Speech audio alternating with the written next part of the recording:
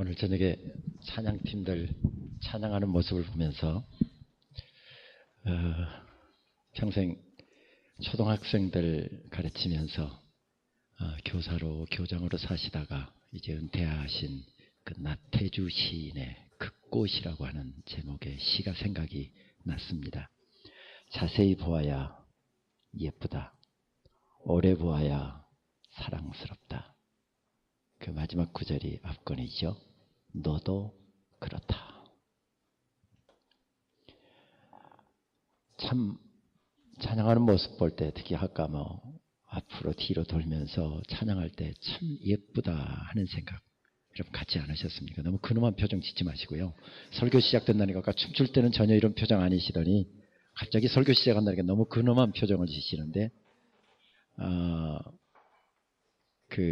자꾸 얼굴이 근엄해지고 동작이 뻣뻣해지고 또 혹시 아까 따라서 할 때 왼팔 오른팔 따로 돌고 이쪽은 왼쪽으로 도는데 나는 오른쪽으로 돌게 되고 이러면 나이가 들어간다는 이야기입니다. 젊은이들 틈에 끼어서 기를 쓰고 돌고 틀리지 않으려고 막 안간힘을 쓰시는 김동석 목사님. 그래도 뭔가 차이가 나잖아요. 김 목사님은 안 들키려고 그러지만 그런데 그냥 예쁩니다. 우리 김 목사님 사실 정말 우리 한국 교회가 자랑하는 여기서 같이 생활하시니까 한국에서 오셨던 모양이다. 그렇지만 세계 교회를 상대로 해서 일하시는 한국 교회 한 명, 두 명 있을까 말까 한 물론 저에게도 배우시기도 하시고 하셨지만 정말 한국 교회 자랑하는 목사님이십니다. 김 목사님 내가 존경하는 것은 어떻게 저런 용기를 가졌을까? 저는 용기가 있어도 왼팔 오른팔 따로 놀거든요. 근데 아직 왼팔 오른팔 따로 안 놓으시는 거 보니까 괜찮은 것 같은데 이쪽에 있는 이쪽 동네는 전혀 따로 안 놀잖아요. 그러니까 그냥 예쁩니다. 여러분들 남 이야기하는 것처럼 듣지만 여러분들 이야기합니다. 우리 한번 좀 패러디해서 외쳐주실까요? 예뻐. 한번 해주시죠. 예뻐.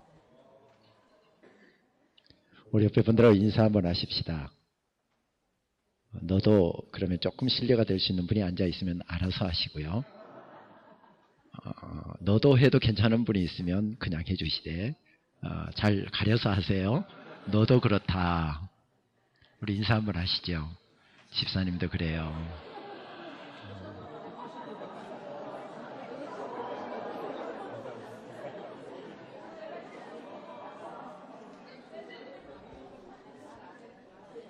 지난주 추수감사절 보내고 있을 때에 제 페이스북에 미국의 달라스에서 참 이민교회 아름답게 하시고 65세에 또 은퇴하셔서 좋은 발자취를 남겨주셨던 존경하는 목사님이 이런 글을 제 그 페이스북에 남겨주셨습니다. 추수감사절이 되면 생각나는 분이 있습니다. 몇 년 전 암 치료를 받으러 휴스턴으로 가신다는 소식을 듣고 전화를 했는데 마침 휴스턴으로 가는 차 안에서 연결이 되었습니다. 그 집사님이 남긴 마지막 말이 잊혀지지 않습니다. 목사님, 5분간만이라도 단잠 한번 자보는 것이 얼마나 행복한지, 단 한 번만이라도 시원하게 물 한 모금 넘겨보는 게 얼마나 행복인지 사람들은 잘 몰라요. 건강할 때는. 세상에 감사 아닌 게 없어요. 그런데 사람들은 감사를 잘 모르고 살아요. 그 후에 그분을 다시는 만나지 못했지만 이 목사님에게 직접 듣지 않았기 때문에 아마 여러 가지 글 상황으로 보면 그렇게 하고 암 치료받다가 천국 가신 것 같습니다. 그 후에 그분을 다시는 만나지는 못했지만 그분이 남긴 말은 낙엽이 지는 가을이면 추수감사절이 다가오면 어김없이 내 가슴을 가득 채우곤 합니다. 70이 넘어가시는 이런 목사님이 추수감사절이면 그 단 5분간의 단잠 그리고 물 한 모금 이것이 얼마나 감사한 것인지 모른다. 그렇다고 한다면 우리들의 삶 속에는 감사할 게 정말 너무 많지요. 이런 제네바 땅에 이런 젊은이들이 펄쩍펄쩍 뛰는 젊은이들이 있다는 것도 축복이고, 정말 전 기대 안 하고 왔습니다. 이런 찬양팀은 없을 줄 알았습니다. 정말 감사하고요. 이렇게 아름다운 성도님들이 함께 계신 거, 또 늘 영혼을 사랑하시는 목사님이 우리 곁에 계시다는 것도 행복하고, 우리는 정말 감사할 것들로 둘러싸여 살아가는 것 같습니다. 오늘 저녁에 자꾸 시켜서 죄송한데 한 번 더 고백하십시다. 그냥 아무것도 말씀하지 마시고 감사해요. 옆에 분들에게 인사 한번 하시죠.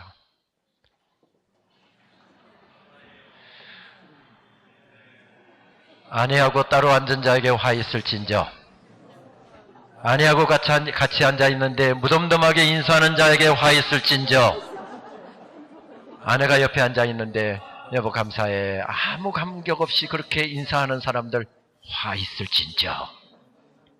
다시 한번 마음을 모으셔서 인사하십니다. 감사합니다. 감사합니다. 여러분 저녁에 함께 해주셔서 정말 감사합니다. 화를 안 당하려고 이렇게 센스가 있어야 나이 들어가면서 밥 얻어먹을 수 있습니다. 언젠가 설교를 준비하고 있는데 밖에 나가서 놀던 아이가 울면서 들어왔습니다. 왜 우느냐고 물었더니 어떤 아이가 자전거를 빼앗아서 안 준다는 겁니다. 조그만 아파트 단지에서 살고 있었기 때문에 누가 네 자전거 빼앗아 가겠냐, 가서 달라고 해라. 또 그때 설교 준비하고 있어서 마음이 바빠서 어떻게 하든지 설교 방해 안 받으려고 엄마 남자 빨리 가서 달라고 해, 그러면 줄 거야. 아이 올려서 하는데 이 아이가 만약에 안 따라갔다가는 바로 방 안에서 뒹굴기십니다. 그래서 마음은 바빴지만 잠깐 나갔다 와서 하지 하는 마음으로 아이를 따라 나갔습니다. 그때 3층 아파트에 살고 있었는데 이 아이는 얼마나 마음이 급한지 제가 문을 열고 나섰을 때 벌써 1층 계단 끝자락에 서 있었습니다. 제가 1층 계단 끝자락에 들어섰을 때 이 아이는 벌써 아파트 모퉁이를 돌아가면서 아빠 제발 빨리 좀 오라고 막 이런 그 손짓 있잖아요. 그렇게 손짓을 하는 것을 보았습니다. 종종 걸음으로 가보았더니 아파트 모퉁이를 돌아서자 제 아이 자전거를 정말 세 아이가 엉겨붙어서 한 아이는 앞에서 타고 두 아이는 뒤에서 밀면서 환호성을 지르면서 신나게 자전거를 타고 있었습니다. 그도 그럴 것이 제가 서울에서 목회할 때 어떤 집사님이 제 아이에게 자전거를 하나를 선물을 해주셨습니다. 새 자전거였습니다. 1년도 안 탄 자전거였습니다. 그러다 유학을 가게 되니까 이 자전거를 누구에게 주고 가야 되겠는데 교인들 아이들이 다 커버려서 자전거가 너무 작은 아이가 타던 거라 누구에게 줄 사람이 없었습니다. 버리자니 아깝고 누구에게 팔 수도 없고 처리할 데가 없어서 책짐 살림짐 지고 가면 그냥 선편으로 끌고 가면서 어차피 미국 가면 자전거 사야 될 텐데 하고서 그냥 선편으로 한국에서 가져온 자전거입니다. 여기 미국에서 공부하시고 미국에서 생활하신 분들이 많이 계시던데 미국 자전거는 브레이크도 안 달려 있습니다. 그냥 타다가 페달 뒤로 제끼면 바로 브레이크가 잡히도록 되어 있습니다. 그런데 한국 자전거는 뒷브레이크 달려있죠. 앞브레이크 달려있죠. 따르릉따르릉 달려있죠. 벨 누르면 삐롱삐롱 달려있죠. 앞에가 이런 앉을게 달려있죠. 앞에는 이런 뒤에가 앉을게 달려있고 앞에는 이런 바구니가 달려있죠. 또 색깔도 미국 자전거는 새카만데 여기는 울긋불긋하죠. 우리 아이가 자전거를 끌고서 아파트 단지를 돌아다니면 미국 애들이 선망의 눈초리로 전부 다 쳐다보는 겁니다. 저 자전거 한 번만 탔으면 좋겠다. 평소 그 자전거를 그렇게 부러워하면서 지켜보고 있다가 아이가 자전거를 세워놓고 있으니까 아마 뭐라고 하면서 자전거를 좀 빌려 탄 겁니다. 자전거를 달라고 해야 되겠는데 미국 간지 불과 6개월이 안 된 때니까 자전거를 달라고 해야 되겠는데 영어로 달라는 이야기를 못하니까 지금이야 영어가 더 편하지만 그때는 영어로 내 자전거 줘 이야기를 못하니까 자전거 주기를 발만 동동 구르면서 30분을 기다린 겁니다. 이 아이들이 자전거 줄 생각을 하질 않습니다. 뒤에서 밀던 아이가 3남매가 엉겨붙어서 아이가 앞에 오고 또 그 다음 애가 또 앞으로 오고 이러면서 교대가면서 자전거를 타고 있으니까 줄 생각을 하질 않아 보이니까 이 아이가 저에게 도움을 요청하러 왔습니다. 울지 않고 집에까지 씩씩하게 잘 달려왔다가 아빠를 보는 순간 눈물이 왈칵 쏟아진 겁니다. 제가 아이를 도와주러 갔습니다. 아이를 도와주러 갔는데 사실 아이를 위해서 해준 것은 아무것도 없었습니다. 저를 사랑하는 제 아빠가 저와 함께 가고 있다고 하는 사실을 딱 확인하는 순간 이 아이는 그때부터 용감해지기 시작했습니다. 마치 뒤 아이가 앞으로 가고 앞에 아이가 뒤로 오는 교대하는 그 순간에 그대로 뛰어가더니 한 손으로는 자전거 핸들을 잡고 한 손으로는 저보다 덩치가 큰 아이들을 하나씩 밀어내면서 이 자랑스러운 대한민국의 아들 좀 보세요. 미국 아이들 한국말 알아듣든 못 알아듣든 간에 이 자전거는 내 거야! 눈이 튀어나올 듯이 그 아이들을 째려보면서 그렇게 소리치고 하나이 밀어낸 다음에 자전거를 빼앗아서 저만큼 타고 도망가는 것을 보았습니다. 제가 가서 해준 것은 아무것도 없었습니다. 그런데 이 아이는 한 가지 사실을 아는 순간 용감해졌습니다. 아이가 잠깐 자전거 빌려줬다가 되찾은 게 무슨 대수냐 하는 표정으로 지켜보시는데 5살짜리 꼬마에게는 제3목록 1호가 빼앗기느냐 다시 되찾느냐, 정말 젊은 날 고생하고 전략에서 집 한 칸 마련하는데 집이 그대로 넘어가느냐 아니면 이 집을 다시 되찾느냐라고 하는 중차대한 인생의 기로에 서 있었던 것입니다. 인생에 아무리 어려운 문제가 있다 할지라도 내 힘으로 해결해 갈 수 있으면 괜찮습니다. 근데 인생길을 걸어가다 보면 내 힘으로 어찌할 수 없는 일들이 참 많이 있습니다. 바로 그런 문제에 아이가 직면한 것이죠. 그런데 이 아이는 한 가지 사실을 아는 순간 어려움도 극복해 갑니다. 문제도 극복해 갑니다. 그것이 무엇이었습니까? 나를 사랑하는 아빠가 나와 함께 가고 있다. 인생길을 살면서 아무리 어려운 일이 있다 할지라도 한 가지 사실을 알면 성도들이 승리할 수 있는 것이 있습니다. 그것은 우리의 믿음의 선배들도 마찬가지였죠. 초대교회 시절에도 마찬가지였고 우리 한국교회 믿음의 선배들도 마찬가지였습니다. 어려웠습니다. 박해 상황이었습니다. 때로는 가난했습니다. 배고팠습니다. 공산주의의 일제치하에서 어려움을 당하기도 했습니다. 그러나 한 가지 사실을 알았을 때 그들은 넉넉하게 이겨갈 수 있었습니다. 그것이 무엇이었습니까? 우리 주님은 살아계신다. 우리 주님은 살아계신다. 이것을 가리켜서 부활신앙이라고 이야기를 합니다. 부활신앙. 이것이 바로 교회를 세웠습니다. 이것이 어려움 가운데 환난 가운데 문제 가운데 있는 성도들로 하여금 승리하게 하는 요소가 되었습니다. 흔히 부활신앙을 이야기하다 보면 똑같은 한 단어로 설명할 수도 있지만은 이것을 구태여 구분하자고 한다면 시점에 따라서 두 가지로 구분을 할 수 있는 것 같습니다. 엄밀히 이야기해서 부활신앙은 2000년 전에 예수 그리스도께서 우리를 위하여 십자가에 달려 돌아가셨다가 우리를 위해서 다시 부활하셨다. 이것을 믿는 신앙이 부활신앙입니다. 과거에다가 초점을 맞추고 있는 것 같습니다.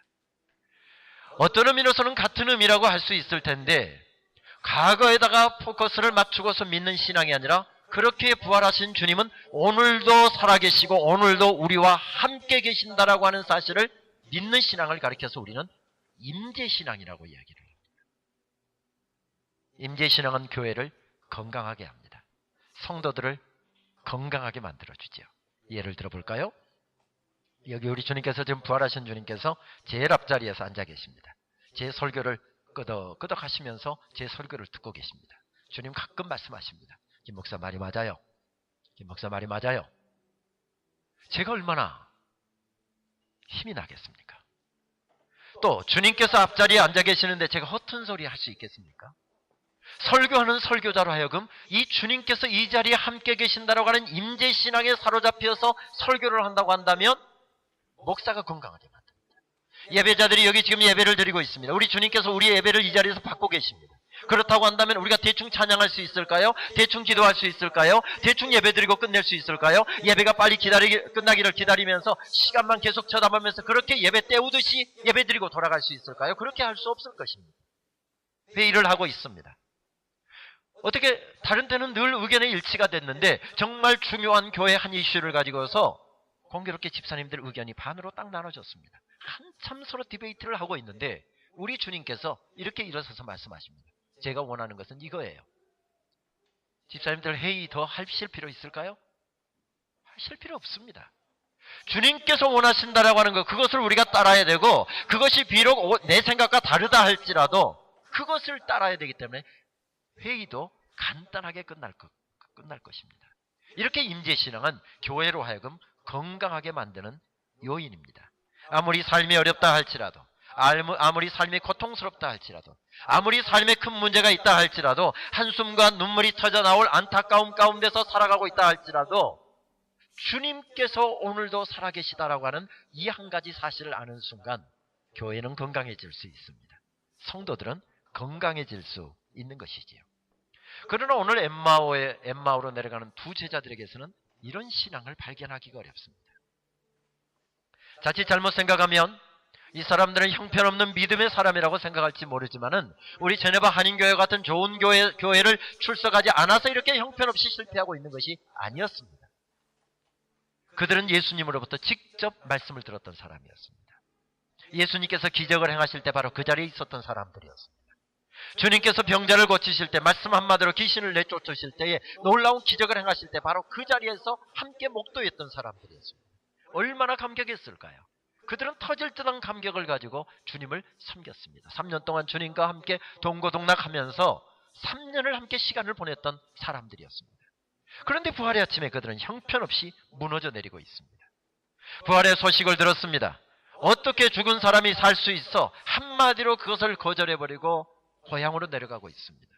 아마 이런 생각을 해볼 수 있을 것 같습니다. 예수님을 잡아 죽였던 유대 그 정권자들이, 그리고 로마의 군병들이 함께 결탁을 해서 예수 추종자들까지 잡아서 예수님처럼 죽일 것이다라고 하는 소문이 바닥에 퍼집니다. 그래서 지난 예수님 돌아가신 이후에 사흘 동안 예루살렘에서 숨죽이고 숨어있던 제자들이 아무래도 예루살렘에 있다가는 나도 예수님처럼 개죽음을 당할 수 있겠다, 이런 생각 때문에 꼭두 새벽에 일어나서 지금 고향으로 피신하고 있었던 걸음인 것 같습니다. 그런데 꼭두 새벽에 고향을 향해서 부활의 아침에 걸어가고 있는데 두 사람이 걸어가는 그 길목에 한 사람이 함께 길을 걸어가고 있었다 말씀하고 있습니다. 성경은 그분이 부활하신 예수님이었다라고 말씀합니다. 여기서 그런데 우리는 한 가지 의문을 갖게 됩니다. 어떻게 된 낮에 예수님이 함께 걸어가고 계시는데 그 예수님을 몰라봤다. 이것은 정말 있을 수 없는 일입니다. 3년 동안이나 함께 생활했는데 예수님이 부활하실 때 다른 모습으로 부활하신 것도 아니고 심지어는 십자가에 못자국까지 그대로 가지시고 부활하셨다고 성경은 증언하고 있는데 그 예수님이 하루 종일 길을 함께 이렇게 걸어가고 계시는데 예수님을 몰라봤다. 이것은 도무지 이해하기가 어렵습니다. 그런데 인생을 살다 보면 종종 이런 일들이 일어나는 것을 발견하게 됩니다. 저는 지금으로부터 20여 년 전에 서울의 개포동에서 교회 목회를 했습니다. 그때 개포동 1단지, 2단지, 3단지 있는 쪽 서울에서 사신 분들은 좀 기억이 나시겠지만은 그쪽에는 개발이 됐지만은 지금 개포 사동이라고 되어 있는 그곳에는 그때 막 개발이 되던 때였습니다. 그쪽에 대지를 준비하고 교회 건물을 지었지요.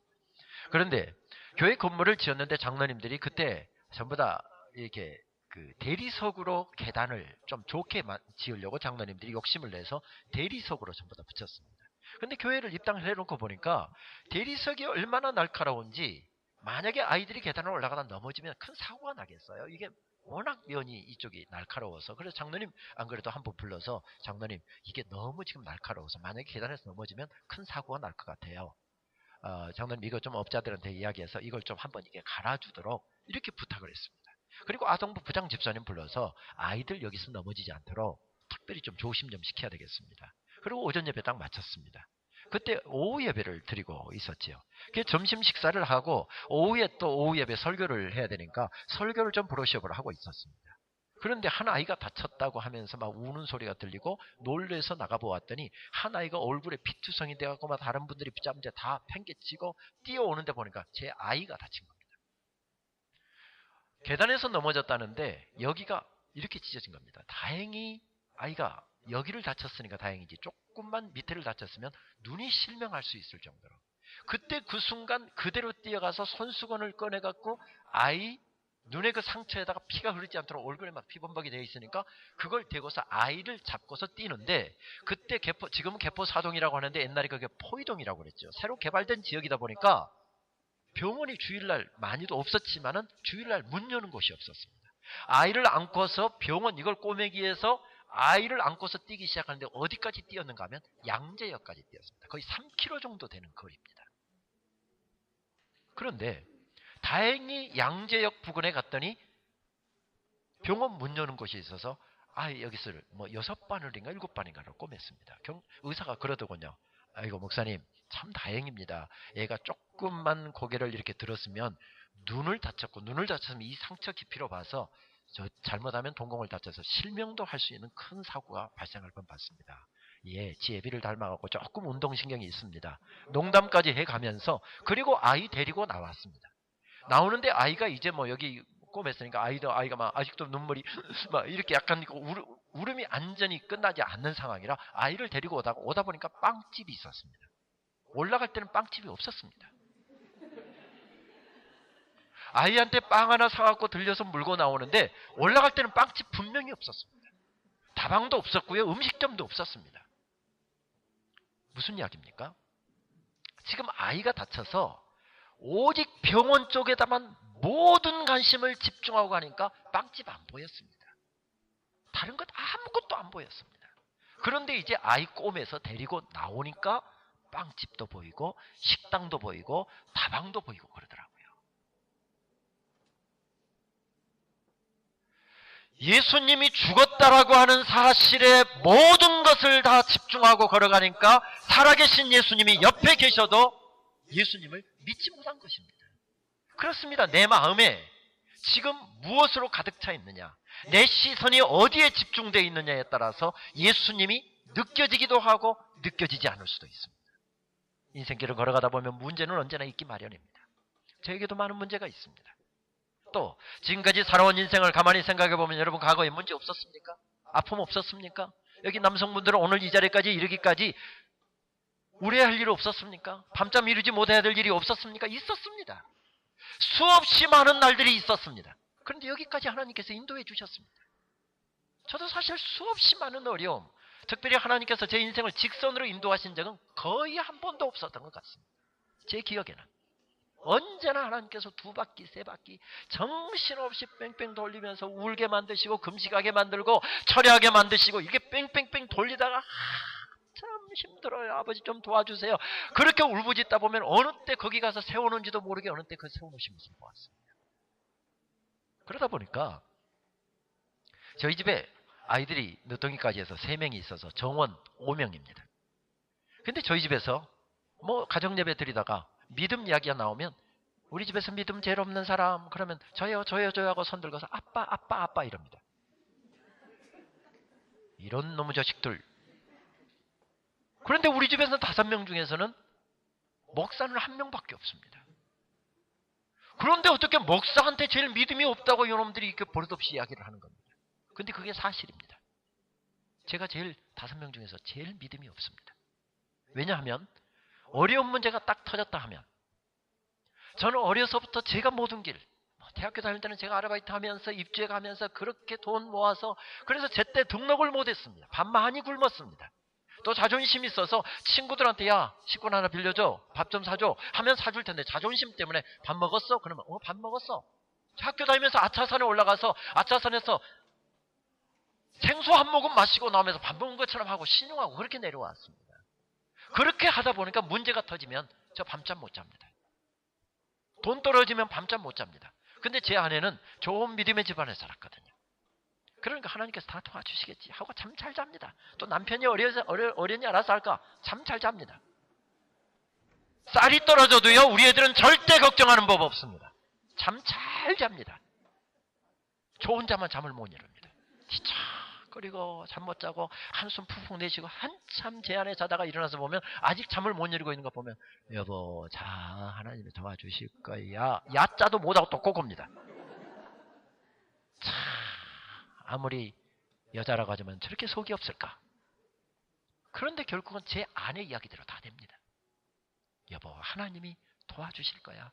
우리 자 하나님께 맡기고 밤잠을 이루지 못하고 어려운 상황 가운데 있었다고 해서 제가 한숨 쉰다고 해서 답답해한다고 해서 문제가 해결되었던 것이 아니었던 것 같습니다. 결국 하나님의 때에 하나님께서 도와주실 때에 그 문제가 해결되는 것을 보았습니다. 삶이 어려울 때 문제에다 초점을 맞추면 환경에다 초점을 맞추면 답답한 일에다 초점을 맞추면은 인생은 행복해지지 않습니다. 기쁨이 없습니다. 예뻐 이런 이야기도 안 나옵니다. 고마워 이런 이야기도 안 나옵니다.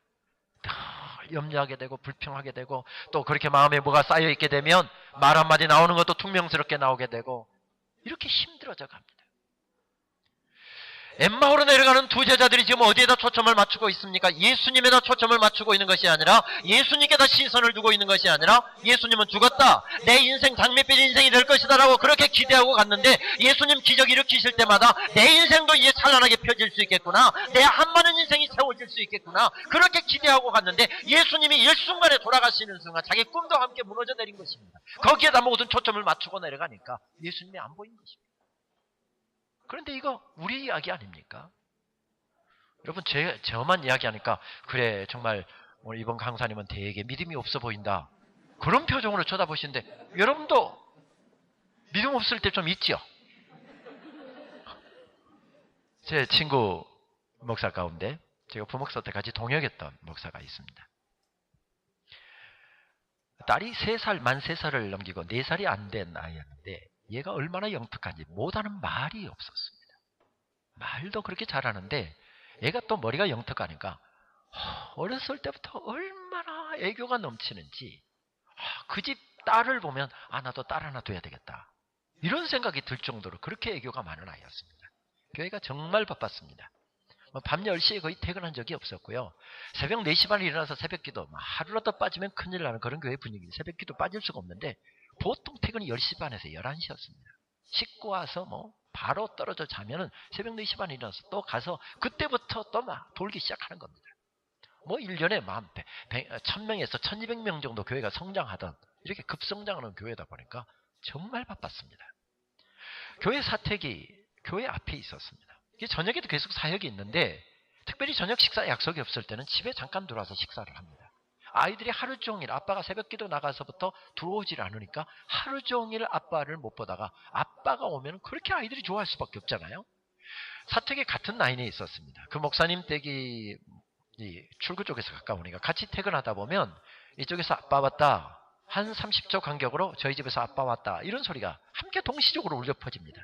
그러면 그 집에서는 아빠 어서 오세요. 아빠 보고 싶었어요. 아빠 반가워요. 막 이런 애교 섞인 목소리가 딸의 목소리가 들려오는데 아빠 왔다. 그러면 저희 집에서는 조용합니다. 왜냐하면 남자 꼭지가 되다 보니까 얼마 전에 제가 아이가 자동차를 되게 좋아하는데 아이의 새 자동차를 하나 사줬습니다. 자동차를 갖고 막 지금 새 자동차 생겼으니까 막 여기에 혼을 빼고 있다가 아빠 왔다 하면 힐끔 쳐다보고 막 상관없이 이렇게 놀고 앉아 있습니다. 요놈의 자식 자동차를 안 사주든지 갖다 감춰버리든지 해야지 아빠보다 자동차를 더 사랑한다. 이런 생각이 들 정도로 이 남자 꼭지여서 이렇습니다. 그런데 이 목사님 가정에 이제 식사하고 돌아갈 때는 그 집에 난리가 일어납니다. 왜냐하면 거의 대부분 30분 안에 식사하고 또 바로 하니까 나오는 시간도 거의 비슷한데 아빠가 오면 딸아이가 동화책 들고 옵니다. 장난감 갖고 옵니다. 아빠 동화책 읽어줘. 장난감 갖고 나하고 같이 놀아. 안 돼. 아빠 오늘 저기 신방 있어. 오늘 저기 성경 공부 있어. 오늘 저기 회의 있어. 아빠 안 돼. 오늘 저기 시간 안 돼. 빨리 밥 먹고 아빠 가야 돼. 아빠 하루 종일 기다렸단 말이야. 난 아빠하고 노는 게 너무 재밌단 말이야. 아빠 동화책 읽어주면 나는 너무 행복하단 말이야. 동화책 읽어줘. 동화책 읽어줘. 그런데 목사가 신방 약속해놓고 딸아이가 놀아달라고 해서 신방 안 가고 놀 수 있습니까? 딸 뿌리치고 신방 가려고 나서면 끝까지 현관 앞에까지 따라오면서 애교에 애교를 부립니다. 아빠 나하고 놀아달란 말이야 하면서 이렇게 하는데 마지노선 아빠가 지 청을 안 들어주고 딱 문을 열고 나가면 이 아이의 얼굴이 표독스럽게 바뀌면서 아빠 뒤에다 대고 아저씨! 하고 소리치는 것을 보았습니다. 영특하니까 이렇습니다. 지금은 아마 대학 졸업하고 한참 시간이 지났을 테니까 결혼을 했을지도 모르겠는데 종종 말씀을 묵상하다 보면 저 자신을 하나님 앞에 성찰하다 보면 그 아이 생각이 납니다. 지가 원하는 대로 해주면 아빠 사랑한다고 이야기하고 제가 원하는 대로 인생길이 평탄하게 풀리면 아빠 감사하다고 이야기하고 아빠 정말 사랑한다고 이야기하고 지가 원하는 대로 되지 않으면 아저씨라고 이야기하는 겁니다. 여러분 이거 우리 이야기 아닙니까? 혹시 이거 우리 이야기 아닙니까? 하나님이 내가 원하는 대로 모든 것을 잘 응답해 주시고 잘 해 주시면은 하나님 아버지 사랑해요. 이렇게 이야기하고 혹시 내가 원하는 대로 인생길이 안 풀리면은 하나님이 뭔 이웃집 아저씨처럼 느껴지는 거 혹시 이거 우리 이야기 아닙니까? 이 사람들이 형편없는 사람들이어서가 아니라 지금 성경은 뭐라고 이야기합니까? 어떻게 이 사람들이 예수님을 알아보지 못했을까? 과학적으로, 의학적으로 이것을 설명하려고 하고 있지 않습니다. 아니, 설명도 시도하지도 않습니다. 단 한 가지로 뭐라고 이야기하죠? 저들의 눈이 가리웠습니다.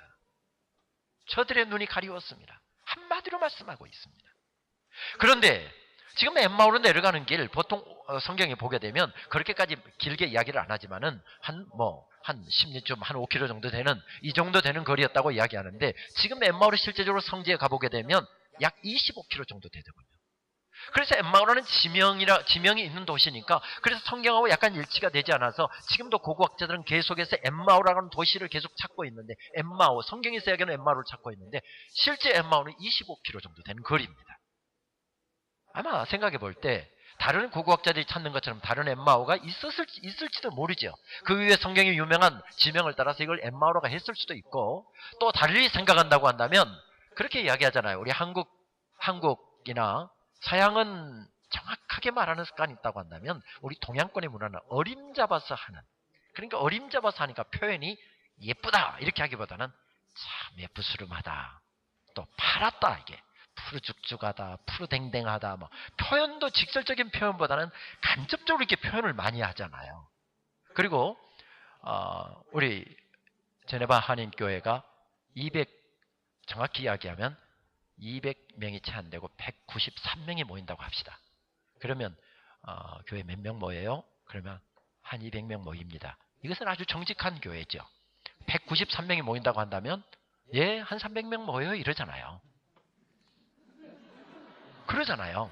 이게 동양 문화권에, 이게 거짓말이 아니에요. 이건 거짓말이 아니고, 동양 문화권에서는 항상 부풀려서 조금 더 넉넉하게 항상 카운트를 내주는 이런 습관이 있다 보니까 그런데, 그러다 보면은 이 말씀도 이해가 되는 거죠. 뭐 이게 5km였느냐 25km였느냐 그것이 성경의 관점이 아닙니다. 그게 포인트가 성경의 포인트가 아니기 때문에 중요한 것은 그게 아니라 5km가 됐든 25km가 됐든 가까운 거리는 아니었다는 거 이야기입니다. 그 길을 지금도 보면 산길로 가는데, 지금은 찻길이 나 있지만은 옛날에는 산으로 이 바위도 있고, 이 예루살렘에서부터 계속 엠마오까지 내려가는 길입니다. 눈이 가리웠다고 한다면, 눈이 보이지 않았다고 한다면 고향 못 찾아갔을 겁니다. 그런데 정확하게 고향을 지금 찾아가고 있습니다. 무슨 이야기입니까? 육신의 눈은 잘 작동하고 있었다는 이야기입니다. 근데 무슨 이야기입니까? 눈이 가리워졌다는 이야기는 육신의 눈에는 아무 이상이 없었다는 것입니다. 그렇다고 한다면 이 부분은 믿음의 눈이 가리웠다, 혹은 영의 눈이 가리웠다, 이런 의미로 성경이 말씀하고 있는 것 같습니다. 또 하나 이유가 있는 것 같습니다. 그들은 뭐라고 이야기하죠? 예수님 이야기를 듣고 나서 이렇게 이야기합니다. 우리는 그분이 이스라엘을 구원할 자라고 믿었다, 이렇게 말씀하고 있습니다. 믿었다. 여러분, 그때 이스라엘 백성들의 문제가 무엇이었습니까? 수백 년 동안 기다려왔던 메시아가 오셨을 때 그 메시아를 십자가에 못 박아 죽였던 이유가 바로 무엇이었습니까? 그 오신 예수님이 자기들이 그리고 자기들이 상상했던 메시아 상이 아니었다라고 하는 데서부터 문제가 생겨서 결국 예수님을 십자가에 못 박아 죽이기까지 합니다. 이스라엘 백성들의 문제가 무엇이었습니까? 예수님을 메시아로 기다렸지만은 정작 예수님이 오셨을 때 자기들의 생각하고 달랐던 메시아이기 때문에 예수님을 믿지 못했다라고 하는 것이 이스라엘 백성들의 문제였습니다. 그런데 이 사람들은 믿었다는 것입니다. 얼마나 좋은 믿음입니까? 예수님이 우리의 죄를 없이 하실 하나님의 독생자 예수 그리스도는 바로 우리들의 메시아라고 하는 사실을 믿었다는 것입니다. 얼마나 좋은 믿음입니까?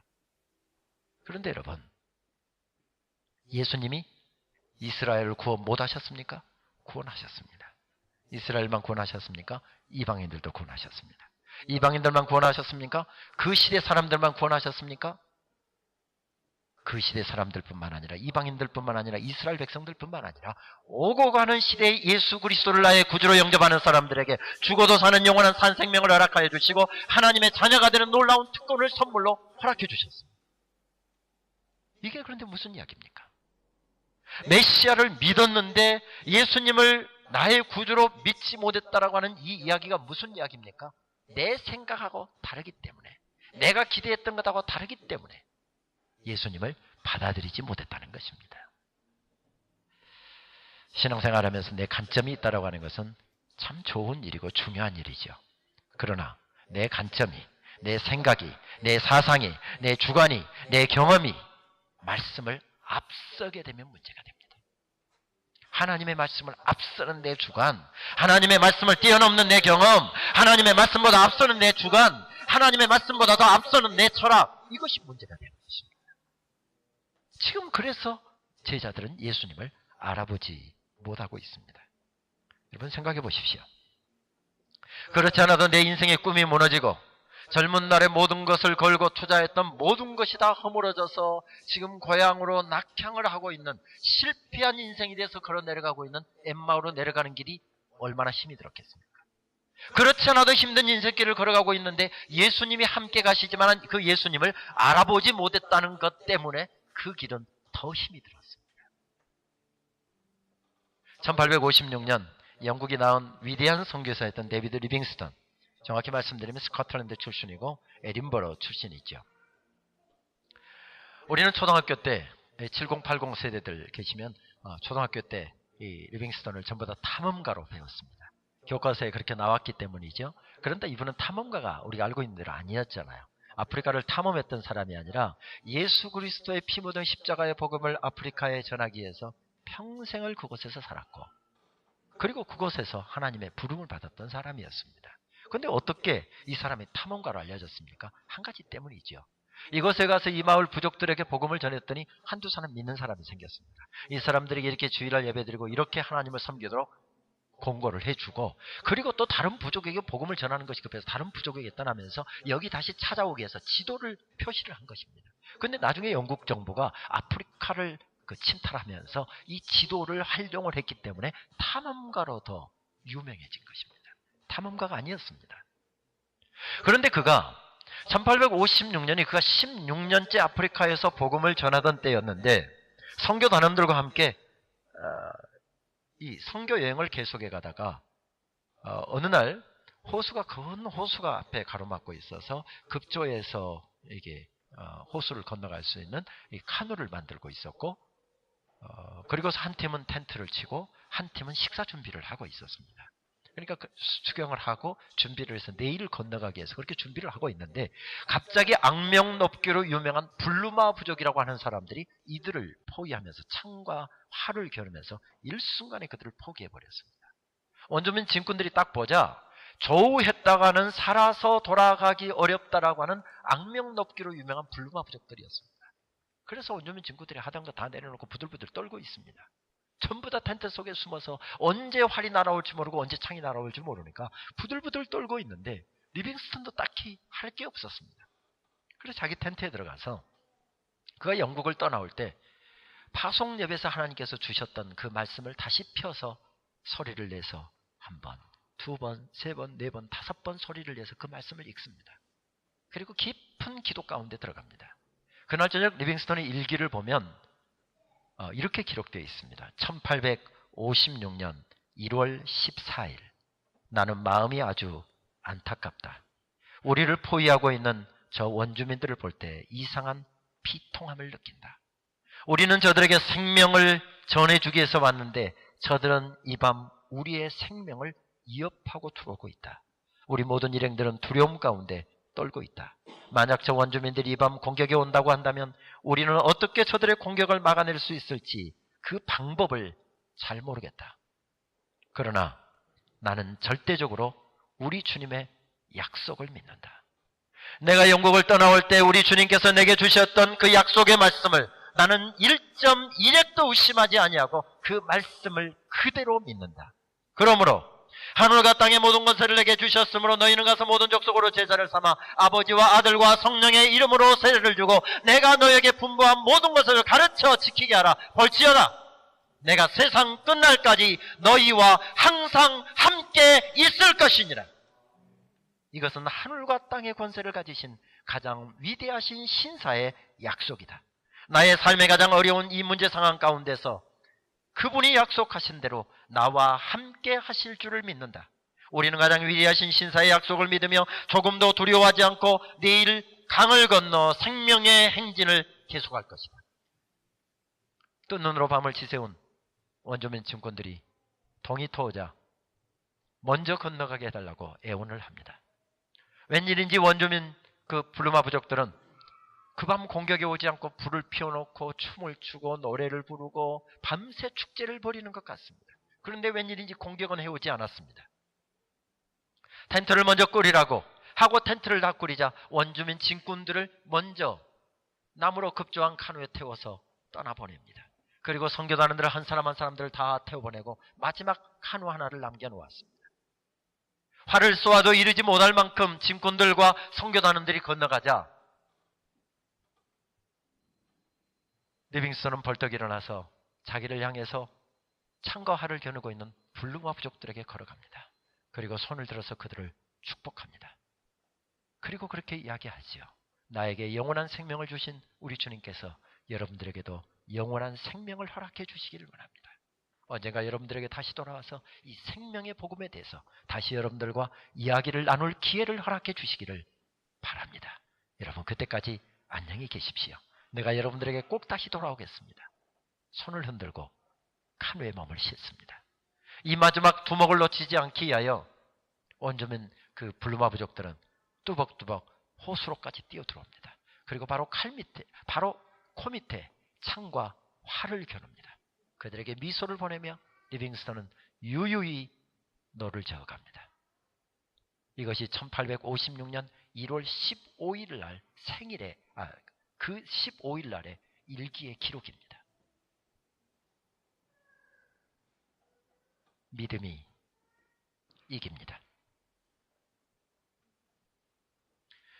창과 칼을 가진 사람이 이기는 거 아니고 세상에 힘 있는 사람들이 이기는 것 아니고 세상에 능력 있는 사람들이 이기는 것이 아니고 오늘도 우리 주님께서 나와 함께 계신다라고 하는 사실을 믿는 믿음을 가지고 우리 주님께 모든 시선을 집중하고 나아가는 사람들이 환난도 이기게 되어 있습니다. 문제도 이기게 되어 있습니다. 답답함도 이기게 되어 있습니다. 어려운 인생의 난제들도 이기게 되어 있습니다. 문제는 믿음입니다. 평온할 때는 우리 속에 있었던 믿음도 문제가 부딪혀오면 믿음이 왜소해진다는데 문제가 있습니다. 내 힘으로 어찌할 수 없는 어려운 문제에 부딪히게 되면 우리의 믿음이 왜소해진다는데 문제가 있습니다. 그래서 뭐가 필요합니까? 교회가 필요합니다. 그래서 뭐가 필요합니까? 우리 형제들이 필요합니다. 어제 저녁 우리가 함께 말씀을 나눈 것처럼 아무리 작전을 잘 세워도 아무리 열심히 싸운다 하더라도 이길 수 없는 강적들을 만났습니다. 그런데 온갖 힘을 다해서 하나님께 시선을 집중하고 하나님과 눈을 맞추려고 몸부림쳤던 사람들, 하나님이 주인이십니다. 하나님이 나의 대장이십니다. 하나님이 나의 힘이십니다. 나의 힘이 되신 여호와여, 내가 주를 사랑하나이다.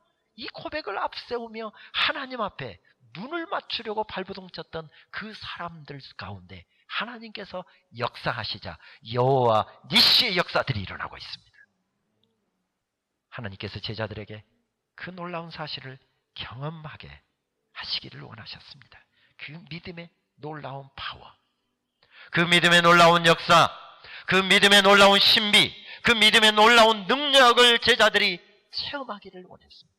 이제 그들은 어쩌면 이 십자가의 복음을 전하기 위하여 이 교회를 사역하기 위하여 이 복음을 세상 끝까지 전하기 위하여 그들은 때로는 생명을 내놓아야 될 때도 있고 매를 맞아야 할 때도 있고 감옥에 갇혀야 될 때도 있을 것입니다. 그러한 어려운 상황 가운데서 하나님께서 그들로 하여금 일어서게 하기 위하여 이 믿음의 놀라운 능력을 체험하게 하셨습니다. 하시기를 원하셨습니다. 여러분, 예수님께서 지금 부활하셨다라고 하는 사실을 엠마오 도상에서 믿지 못했던 것이 문제였다고 한다면 예수님을 믿지 못하는 이 제자들에게 제일 좋은 증명의 방법은 무엇일까요? 예수님께서 등을 툭 치면서 이 친구들아, 내가 이야기했잖아. 사흘 만에 내가 부활할 것이라고. 어디 만져봐. 이것보다 쉬운 방법이 없을 것입니다. 만약에 그렇게 한번 생각해 보십시다. 제가 지금 설교하고 있는데 예수님께서 뿅 하고 나타나셔갖고 부활 못 믿는 분들 손 한번 들어보세요. 나오세요. 역시 물리학 박사이시더니 못 믿구만. 나와봐. 만져봐. 이러면 설교 1시간 할 필요 있을까요? 설교 5분이면 끝나죠. 여러분 이러면 얼마나 좋을까요? 여러분도 좋고 저도 좋고. 그런데 예수님께서 그 좋은 방법을 사용을 잘 안 하십니다. 저는 한 번씩 목회하다 보면 쏙쏙이고 말하는 사람 있으면 예수님께서 와서 여러 대도 말고 콩 한 대 지어받고 너 그렇게 할래? 한마디만 하면 목사님 얼마나 목회 신나게 할 수 있을까요?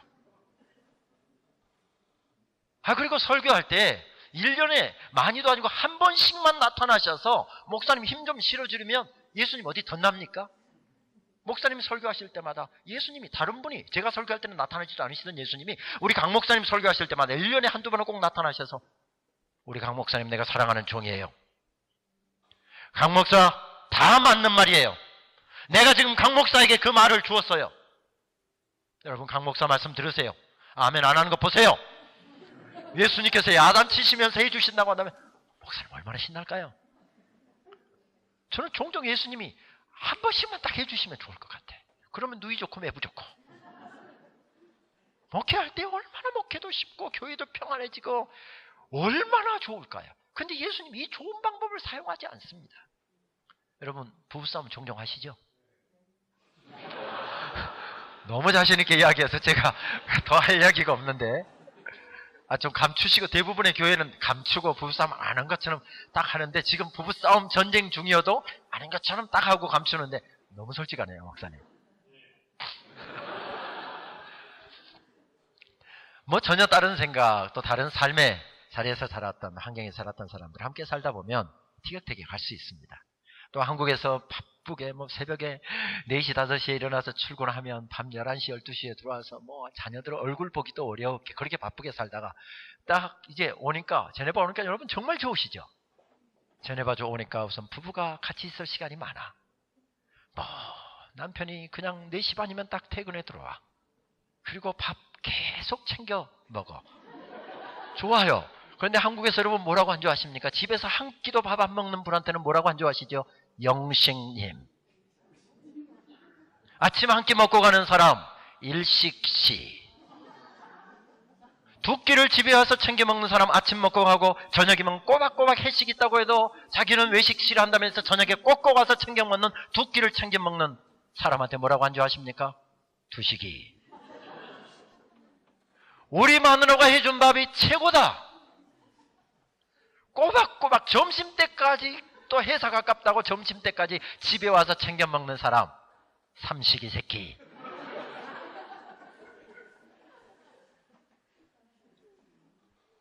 그런데 이민생활 미국에도 그렇습니다만 스위스도 마찬가지일 거예요. 한국만큼 그렇게 바쁘지 않다 보니까 부부가 자꾸 있다 보니까 한국에서는 부부싸움 모르고 살았는데 여기 오니까 자꾸 있는 시간이 오래되다 보니까 자꾸 부부싸움이 자꾸 많아집니다.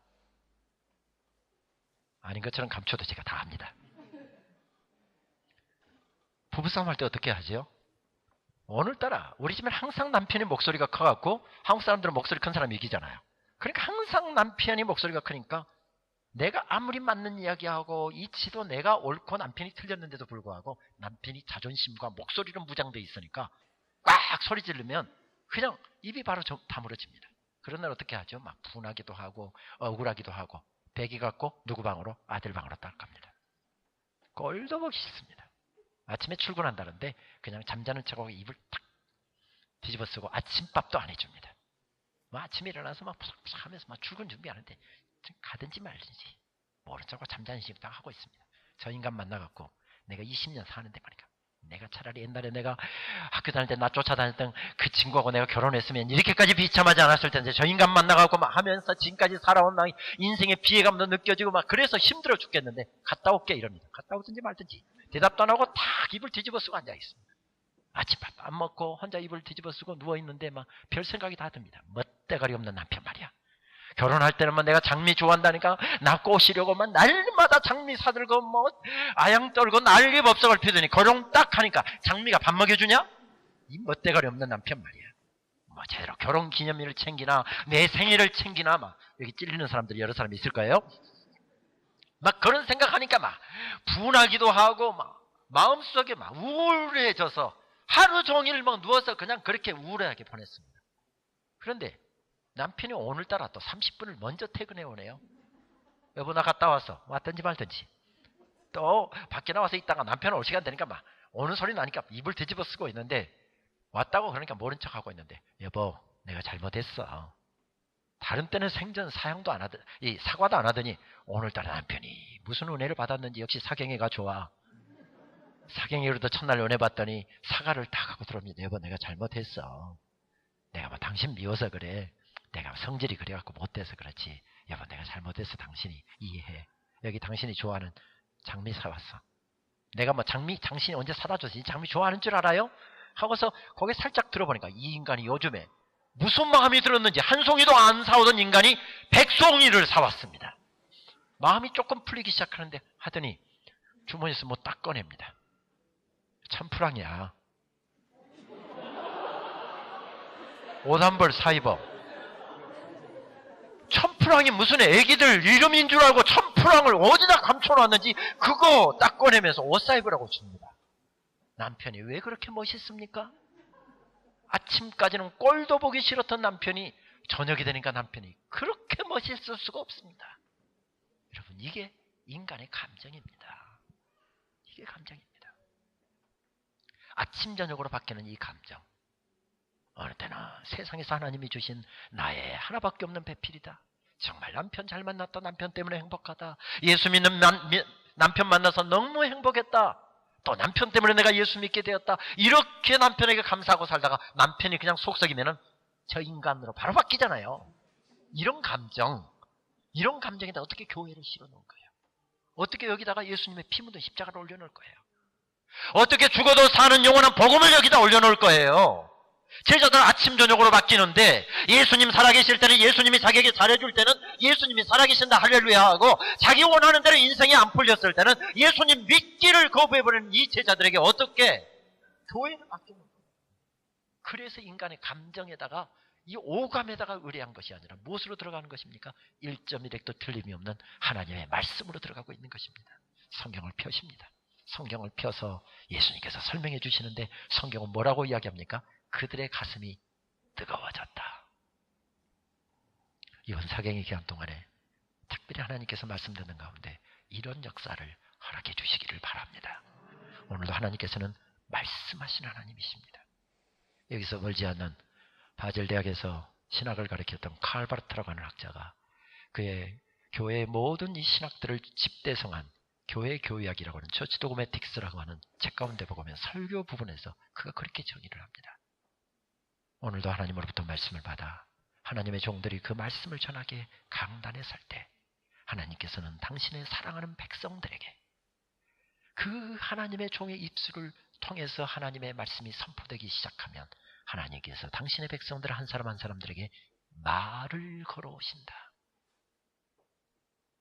여러분들은 전혀 흥분하지 않으시는데 저는 거기에다가 열대 뻔한 하이라이트를 쳤던 것 같습니다. 하나님이 말을 걸어오신다. 하나님이 말을 걸어오신다. 여러분 생각해 보십시오. 세상에 말 잘하는 사람이 얼마나 많습니까? 세상에 똑똑한 사람이 얼마나 많습니까? 세상에 인품 뛰어나고 정말 집안 좋고 매너 좋고 잘생기고 똑똑한 사람 얼마나 많습니까? 말하면 시간 가는 줄 모르고 그렇게 자중을 휘어잡는 그 뛰어난 언변력이 있는 사람이 얼마나 많습니까? 그런데 하나님께서 지식도 부족하고 언어도 부족하고 말도 잘 못하는 저 같은 사람에게 하나님의 말씀을 담아주셨습니다. 그리고 제가 더듬거리면서 설교를 시작할 때 하나님께서 한 사람 한 사람들에게 말을 지금 걸어오고 있다는 것입니다. 흥분할 사건 아닙니까? 여러분 교회 나오실 때 그냥 절대 나오지 마십시오. 오늘 예배 가운데 하나님께서 어떻게 말씀하시겠습니까? 목사님의 설교를 통해서 찬양하는 찬양대원들을 통해서 특성하는 우리 형제를 통해서 자매를 통해서 그리고 찬양팀을 통해서 기도하는 집사님들을 통해서 하나님 내게 어떻게 말씀하시겠습니까? 말씀을 기대하는 마음으로 나오실 수 있게 되기를 바랍니다. 한 4년 전인가 5년 전에 시카고의 뉴욕의 롱아일랜드에서 목회하고 있는 후배가 저에게 전화를 왔습니다. 와서 집회를 좀 인도해달라는 것이었습니다. 그런데 보니까 제가 그때 방학 때기는 했지만 일정들이 딱 잡혔고 또 임박해서 저한테 요청을 해와서 도저히 제가 시간을 낼 수가 없습니다. 그런데 제가 사역했던 교회 장로님 아들이기도 하고 그리고 제 후배기도 하고 그리고 정말 목사님 한번 모시고 싶습니다. 옛날에도 이야기를 들었다가 이번에 부탁을 해왔기 때문에 제가 시간만 되면 꼭 하고 싶은데 일정을 보니까 설 명절 때, 그때는 뭐 교회 집회 안 하잖아요. 다른 일정, 학교 일정도 없으니까 스케줄을 보니까 딱 그 시간밖에 없는 겁니다. 그래서 그 시간에 제가 가기로 약속을 했습니다. 그런데 그날 저녁 대구에서 9시 반에 설교가 끝나고 그리고 동대구역으로 뛰어가서 제가 심지어는 축도도 못했습니다. 왜냐하면 설교가 조금 시간보다 생각보다 길어져서 축도도 못하고 목사님에게 합심기도 부탁하고 저는 그대로 뛰어나가서 동대구역까지 가는데 30분이 걸린다는데 10시 10분 KTX를 타야 되는데 10시 8분에 기차 들어오면서 제가 도착을 했으니까, 그리고 그 기차 놓치면 이제 내일 미국 다 가는 겁니다. 뛰어가서 그 기차 타고 서울역에서 해서 뭐 충신교회 주차장에 세워놨던, 거기 뭐 제가 섬기고 있으니까 그쪽에다 세워놨던 그 택시 타고 거기 가서 제 차 끌고 집에 들어가니까 밤 2시가 넘었습니다. 그리고 그날 아침에 새벽에 가서 말씀을 전해야 되는 순서가 있어서 아침 6시에 나가서 하고, 학교 잠깐 가서 제가 그때 무슨 보직을 하고 있었기 때문에 내가 며칠 동안 외국 나가니까 와서 결제 받을 거 다 결제 와라, 오전에 결제하고 뭐 다 일 처리해놓고 집으로 뛰어왔습니다. 그리고 아내에게는 좀 이거 해라, 이거 좀 짐 좀 싸라 해놓고, 그때 마치 제가 그 목회와 신학이라고 하는 잡지에다가 연재를 하고 있어서 그 연재 원고를 주고 가야 되는데 그게 시간이 마무리를 좀 못해갖고 그거 한 서너 시간 동안 공항 나가기까지 그걸 마무리를 원고를 써서 보내주고 가야 돼서, 그거 와서 막 원고를 마무리를 해서 딱 보내고 그리고 샤워하고 아내가 준비해 놓은 이 짐을 끌고 막 인천공항으로 달렸는데 설 때가 되니까 외국으로 골프 치러 가는 사람들이 얼마나 장사진을 이런지 2시간 전에 제가 공항에 도착했는데도 야, 이거 오늘 비행기 탈 수 있을까? 그리고 여보, 당신 8시 비행기인데 당신 저녁 어떻게 해? 그러길래 여보, 내가 다 푸드코트에서 그냥 간단히 먹을게 하고서 그리고 뛰어왔거든요. 뛰어왔는데 이게 저녁이 문제가 아니라 비행기를 탈 수 있을지가 모르겠어요. 그렇다고 내가 뭐 바쁘다고 빨리 앞에 갈 수도 없는 거고, 막 마음 조마조마하면서 그 장사진을 이루고 있는 거기서 해서 가까스로 이제 이거 보통 패스 하고서 막 죽어라 뛰어서 갔더니 제가 마지막 딱 타니까 비행기 문이 딱 닫히더라고요. 그리고 비행기에 탁 앉아 있는데 지난 4일 5일 동안 막 아침 저녁 점심만 이거 계속 뛰다가 막 피곤이 한꺼번에 몰려오는데 막 순간적으로 저한테 드는 생각, 아이씨, 내가 괜히 뉴욕까지 집회하러 간다고 그랬다. 그냥 탁 눈 딱 감고 안 간다고 그럴걸. 내가 뭐 한다고 뉴욕까지 이렇게 내가 집회 인도하러 간다고 해. 내가 이 짓을 하고 있나? 여러분, 솔직하게 지금 여러분들에게 말씀드린 겁니다. 솔직하게 막 그런 생각, 에이씨, 내가 괜히 집회 간다고 그래갖고 탁 비행기 출발하기 전에 앉아 있는데 그런 생각이 딱 들더라고요. 근데 하나님께서 제게 정말 우레와 같이 책망에 말씀을 주시는데 마음속에 들려온 음성입니다. 야, 이놈아, 롱아일랜드에 마음의 아픔을 갖고 있는 사람이 있느니라. 한마디를 딱 하시더라고요. 롱아일랜드에 마음의 아픔을 갖고 있는 사람이 있느니라. 이 말씀을 주시는데 바로 그랬죠. 하나님 잘못했습니다. 하나님 잘못했습니다. 롱아일랜드 집회를 시작했습니다. 첫날 집회하면서 그렇죠. 하나님께서 말씀하시기를 원하시는 마음의 아픔을 갖고 있는 사람이 누구입니까? 설교하다가 찬양하다가 그 사람 아픔이 회복되게 해주십시오.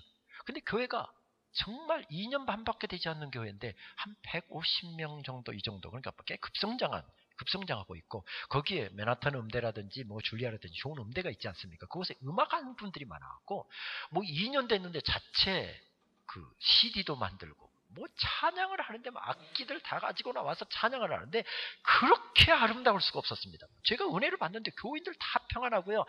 아시는지 모르겠지만 뉴욕의 롱아일랜드 쪽은 이게 부촌 지역이거든요. 다 잘 사는 사람들이거든요. 교인들 식사 초대 가다 보면 뭐 집도 으리으리하고 뭐 식사 초대도 하는 거 보면 뭐 교회가 평안하고 문제가 없어 보입니다. 하나님, 마음의 아픔을 갖고 있는 사람이 있다고 했는데 집회 끝날 때까지 그런 사람이 한 사람도 안 보이는데요. 하고 제가 오히려 이제 집회 끝나가니까 하다 보면 이제 그런 사람들이 나타나게 되어 있는데 전혀 집회 끝날 때까지 그게 안 나타나니까 제가 그랬습니다. 하나님 없는데요. 주일날 집회 딱 끝났습니다. 근데 그때 마치 폭우가 쏟아져 갖고 JFK에서 비행기를 타야 되는데 비행기를 못 탔습니다. 그러다 보니까 하루를 더 쉬게 되었습니다. 그래서 집사님 집에 가서 저녁 식사, 예정이 없는 저녁 식사하고, 본래 저한테 식사 대접을 한번 했던 분인데 제가 하루가 그곳에 더 스테이하게 되니까 목사님 식사 대접 한 번 더 하고 싶다고 나선 분이 있었습니다. 이분이 어떤 분인가 보니까 미국에 가구업을 크게 하고 있는 분이었습니다. 중국에 자기 가구 공장을 가지고 있어서 중국 남쪽에다가 이 가구 공장에서 가구를 만들어서 미국으로 수입을 해서 미국 전역에다 자기 브랜치를 두고서 이것을 가구 판매를 업을 하는 이렇게 아주 큰 사업을 하고 있는 분이었습니다. 그런데 이분이 이야기를 들어보니까 어떻게 된 게 자기가 탈북자들에게 관심을 갖기 시작해갖고 중국 오가면서 탈북자 한 사람을 제3국으로 이렇게 피신시키는데 500불이 든답니다. 500불이 드는데, 5,000불이 드는데, 이 5,000불 돈을 들여서 5,000불이면, 프랑으로 계산하면 5,000프랑 됩니까? 4,000프랑 됩니까? 그 정도 돈을 들여서 제3국으로 브로커들을 통해서 이 사람을 3국으로 피신을 시키는데, 지금까지 50명을 피신을 시켰다는 겁니다. 정말 조직적으로 하고, 그 사람들 탈북자들 만나면 무조건 이장치하고 자기 공장에다 딱 숨긴답니다. 그러면 이제 이게 뭐 공장에다 숨겨놓으면 이게 비교적 중국 공안에 안 들키고 안전한데, 이거 50명을 했는데 꼬리가 길면 밟히게 돼 있지 않습니까? 언제부턴가 계속 낌새를 치고 공안들이 미행을 했는데 이 한 사람을 보내다가 딱 걸렸다는 겁니다. 걸렸는데 그대로 탈북자들 이게 3국으로 피신시키는 이걸 하다 걸리니까 이게 315 그 중국 법에 315조에 저촉되는 일. 그래서 이게 이 법에 저촉되면 바로 5년 이상형이라는 겁니다. 그게 자기가 5년 이상 5년형을 딱 받았답니다. 다른 사람은 모범적으로 하면은 괜찮은데 이 사람은 계속 거기서도 금지하는 예배를 드리고 혼자서 그냥 찬송하고 이렇게 하니까 이게 밉보여갖고 5년을 다 형을 살고 바로 3개월 전에 지금 석방이 됐다는 겁니다. 5년 감옥을 살고. 그런데 이분이 그곳에 와서 완전히 새 사람이 돼서 정말 이제 북한에 대해서 기도하게 되고 자기가 지금까지 돈을 벌어야 하는 이유, 살아야 되는 이유를 그곳에서 발견한 것입니다. 영어를 배우겠다고 중국 간수들이 쫓아오고 이렇게 하는데 거기서 복음을 전해서 수많은 사람들을 영혼을 주님께 인도했다는 겁니다. 그러니까 그 와이프가 남편이 가져다 준 돈으로, 남편이 돈 잘 벌고 큰 사업하니까 남편이 가져다 준 돈으로 지금까지 평생 살았는데 큰 사업체를 남편이 경영하다가 딱 감옥에 갇혀버리니까 사업이 이제 부도가 날 지경이니까 아무것도 모르는데 중국과 미국을 오가면서 그리고 중국 날마다 남편을 면회 가서 어떻게 할까 남편하고 상의하고 이렇게 해갖고 그 사업을 5년 동안 이게 돌본 겁니다. 그런데 이분이 중국에 갈 때마다 중국을 저주하면서 갔답니다. 자기 남편을 가둬버린 중국을 막 저주하면서 갔고 교도소에 갔다 올 때는 막 중국을 바라보면서 이렇게 저주의 말들을 막 했다는 겁니다. 그런데 남편이 딱 나오고 나니까 미국 시민권자가 중국에 억류돼 갖고 5년 이상을 살게 되니까 미국 국무부에 이 사람이 아주 그 유명 인사가 되어버린 겁니다. 그래서 그분이 딱 나오니까 미국 시민권자가 탈북자들을 돕다가 그것도 얼마입니까? 25,000불 25,000불입니까? 얼마입니까? 25만 불이군요. 25만 불의 돈을 들여서 그렇게 탈북자들을 하다가 이건 미국 정신에 합당한 사람이다. 국무부에 하원에 가서 이걸 증언하고 상원에 가서 증언하고 이렇게 되니까 이게 신문에 기사가 나니까 막 윌로 크릭에서 세드르백 교회 이런 미국에서 제일 지금 전 세계에 영향을 주고 있는 중요한 교회 아닙니까? 이런 교회 들어가서 간증을 해달라. 그러니까 이분이 딱 했는데 지난 3개월 동안 여기서 불러 저기서 불러 미국 교회에서 불러 한국 교회에서 불러. 그러니까 남편이 딱 나오더니 사업에 대해서는 이제 관심도 없고 막 복음 증가로 다니고 하나님께서 나에게 어떻게 역사하셨는지 감옥에서 어떻게 일하셨는지 이거 간증하러 돌아다니니까 막 그때부터 남편에 대한 막 분노가 오르기 시작하고 이렇게 남편을 바꾸어버린 막 하나님께 대해서 막 이렇게 분노가. 그러니까 부인 얼굴을 보니까 막 어둡게 생겼더라고요. 유난히 얼굴이 어두운 분 있잖아요. 이분은 본래 얼굴이 어두운 모양이다. 그렇게 생각했는데 두 번째 식사하면서 마음에 통곡하고 있는 분, 마음에 아픔이 있어서 마음에 하나님이 주셨던 그 용어를 그대로 빌려나간다면 영혼에 속울음을 울고 있는 사람이 거기에 있느니라. 내가 집회 시작하면서 그 이야기 했거든요. 하나님께서 이 교회에 지금 영혼의 속울음을 우는 사람이 있다고 말씀하셔서 제가 왔습니다. 하나님께서 그분들 찬양하다가 기도하다가 말씀 듣다가 어루만져 주시기를 바랍니다. 이렇게 시작했는데 제가 사흘 집회하면서 그런 분이 없었어요. 집회 그대로 눈이 안 왔으면 저 그대로 한국으로 돌아왔을 텐데 눈에 JFK 공항이 아예 그쪽에 아예 클로스 되는 바람에 하루를 더 있다가 왔는데 하루 더 있으면서 저녁 식사를 하면서 내일 새벽 비행기로 지금 한국 떠나는데 그 저녁 식사하면서 그 여자 집사님, 그 부인 집사님이 그래요. 목사님, 영혼의 속울음을 울고 있는 사람이 있다고 하나님이 말씀하셨다는데 제가 바로 그 사람입니다. 그러더라고요. 아니 그게 무슨 말씀입니까? 그랬더니 제가 지금 드렸던 말씀 그 간증을 쭉 이야기하는데 목사님 집회 마지막 날까지도 제가 마음이 그게 하나님께 대한 막 분노, 남편에 대한 분노, 남편에 대한 분노가 아니라 남편에 대해서 증오라고 하는 단어가 나오더군요. 하나님께 대한 분노, 남편에 대한 증오의 마음을 가지고서 마지막 집회까지 참석했다는 겁니다. 그런데 하나님께서 마지막 순간에 막 어루만지시는데 자기가 걷잡을 수 없도록 막 울게 만드시더라는 겁니다. 여러분, 하나님께서는 오늘도 말씀하시는 하나님이십니다. 마음에 아픈 분들, 누구에게도 말 못할 어려움이 있는 분들, 기도 제목 내놓고 싶은데 혹시 기도 제목 내놓으면 다른 사람에게 가십거리 될까 싶어서 기도 제목도 차마 못 내놓고 부부가 숨죽이 가면서 교회에 오면 숨죽이 가면서 아픔이 있는 분들, 영혼이 외로운 분들, 혼자서 영혼의 속울음을 우는 분들, 오늘도 하나님께서는 말씀하시는 하나님이십니다. 엠마오로 내려가는 두 제자들 영혼의 속울음을 울고 있었습니다. 주님 때문에 속울음을 울고 있었지요. 주님이 아니었다고 한다면, 주님을 만나지 않았다고 한다면 그런 속으로 울지 않았을 것입니다. 주님을 만났기 때문에, 주님을 믿었기 때문에, 신앙생활을 했기 때문에, 예수님이 살아계신다라고 하는 사실을 믿기 때문에, 하나님이 살아계신다라고 하는 사실을 믿기 때문에 너무 이 상황 가운데서는 하나님이 원망스럽고 이렇게 되어져 버린 상황 때문에 자기 인생까지 힘들어진 상황 가운데 서 있었는데 예수님께서 그 영혼의 속울음을 울고 있는 사람에게 다가오십니다. 그리고 말씀을 시작하십니다. 말씀을 풀어주기 시작하는데 성경의 마지막 결론이 무엇이었습니까? 가슴이 뜨거워졌더라. 가슴이 뜨거워졌더라. 그리고서 말씀을 듣다 보니까 엠마오로 내려가는 길, 먼 길인데 눈 깜빡할 사이에 다 왔습니다. 해가 니역니역 져갑니다. 그런데 아직까지도 예수님을 못 알아보고 있는데 그 예수님은 목적지가 더 멀리 있는 것처럼 더 가려고 하시는 것처럼 보였다. 성경은 그렇게 기록하고 있습니다. 제자들이 어떻게 합니까? 어쩌면 그렇게 말씀을 잘 전하십니까? 우리 예수님도 그렇게 말씀을 잘 전하셨는데 예수님하고 똑같으시네요. 우리 예수님하고 똑같으시네요. 이 사람들 좀 보세요. 예수님보다 예수님하고 똑같다고 이야기합니다. 선생님, 저녁에 어디까지 가시는지 모르지만 이제 해도 저물어 가는데 우리 집 들어가셔서 하루 저녁 저희들하고 주무시면서 좀 그 말씀 좀 더 해주세요. 예수님은 강권해서 예수님을 모시고 집으로 들어간 겁니다. 여러분, 갑자기 들이닥친 아들들, 무슨 대단한 식탁이 준비되었겠습니까? 먹던 밥, 남은 반찬 꺼내갖고 아마 아들, 그리고 아들 친구 대접했을 것입니다. 그런데 식탁이 준비가 됐는데 성경에 보면 뭐라고 이야기하고 있습니까?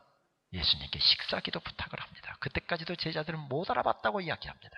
근데 예수님께서 식사를 기도를 하시는데 누가의 뛰어난 관찰력에 의해서 보게 되면 예사롭지 않게 기록하고 있습니다. 영어 성경을 혹시 여러분 보시면 여기는 분명한 동사가 구분되어 있죠. 우리말에는 잘 구분이 되어 있지 않는데 뭐라고 이야기합니까? 이렇게 이야기합니다. 떡을 드시고 take the bread. 떡을 축사하시고 bless the bread. 그리고 떡을 떼셔서 break the bread. 그리고 떡을 나눠주셨다. give the bread. 초대교회는 임박한 예수님의 종말을 기다리고 있었기 때문에 그렇게 예배의 모습에 대해서 자세하게 기록을 하고 있지 않습니다. 그런데 함께 모여서 떡을 뗐다라고 하는 기록이 나오면 이것은 예배, 특별히 성만찬하고 있는 광경을 묘사한 내용입니다. 그런데 여기서는 떡만 뗀 것이 아니라 떡을 축사하시고 떡을 떼셔서 떡을 나눠주셨다. 떡을 들고 축사하시고 떼어서 나눠주셨다라고 하는 이 네 가지 동작을 가리켜서 예배학에서는 이것을 가리켜서 성만찬적인 액션이다. 그렇게 이야기합니다. 그래서 그레고리 딕스 같은 경우에도 이것을 가리켜서 성만찬의 사중 행동이다. 그렇게 이야기를 하지요. 그리고 잔을 들고 잔을 축사하시고 잔을 나눠주셨다. 이 세 가지를 보태서 성만찬은 칠중 행동이라고 흔히 이야기를 하지요. 여러분 생각해 보십시오. 지금 예배 드린지 모르고 예배를 드리고 있습니다. 예배는 흔히 우리가 알고 있는 대로 두 기둥으로, 특별히 우리 리폼 트래디션에서는 두 기둥으로 되어 있죠. 말씀 예전이 하나이고 하나는 성만찬 예전입니다. 알지 못하고 예배에 참석했는데 예수님께서 직접 배설하시고 집례하시는 예배 가운데 나갔더니 예수님께서 먼저 말씀의 예전을 허락해 주십니다. 가슴이 뜨거워졌습니다. 그리고 일상의 식사를 바꾸셔서 성만찬으로 바꾸셔서 나눠주시는데 그 성만찬 가운데로 참여하고 있습니다. 성경은 뭐라고 말씀하고 있습니까? 예수님을 알아보지 못했던 제자들이, 예수님인지 알아보지 못했던 그 제자들이 성만찬을, 말씀을 받고 성만찬을 받은 다음에 어떻게 했다고 말씀합니까? 그들이 눈이 밝아졌다. 예수님을 알아보았다라고 말씀하고 있습니다. 어떻게 해서 그들이 예수님을 알아보았습니까? 어떻게 해서 영의 눈이 띄어졌습니까? 어떻게 해서 하나님의 세계를 보게 됩니까? 어떻게 부활하신 예수님을 만납니까? 예배드리다가. 여러분, 이래서 예배가 중요한 것입니다. 이래서 예배가 중요한 것입니다. 만약에 앞으로 신앙생활을 하면서 하나님께 드리는 예배에 여러분들이 생명을 걸 수 있다고 한다면 예배를 통해서 여러분들의 영의 눈이 계속적으로 열려지는 역사가 있게 될 것입니다. 그러나 한 가지 조심하십시다. 예배 자리에 나왔다고 해서 예배의 승리자가 되는 것은 아닙니다. 예배 자리에 나와 앉아있다 할지라도 여기 한국 드라마가 나오는지 모르겠는데 인터넷을 들어가 보면 다 한국 드라마 다 볼 수 있죠. 한국 드라마 계속 보는데 오늘 가서 또 이어지는 드라마를 봐야 되는데 그 드라마가 오늘 어떻게 됐을까? 걔하고 어제 싸우던데 헤어질까? 다시 화해를 할까? 설교 시간에 앉아서 그 드라마에다 마음 뺏기면서 앉아 있을 수 있습니다. 저기 김 집사님 얼굴이 유난히 오늘 설교 들을 때 화나시는데 강 목사님이 설교하시다가 아이고 우리 김 집사님 오늘 얼굴이 하는 거 보니까 은혜 몽땅 받네. 택도 없습니다. 집사님 지난 추석 때 한국 나갔습니다.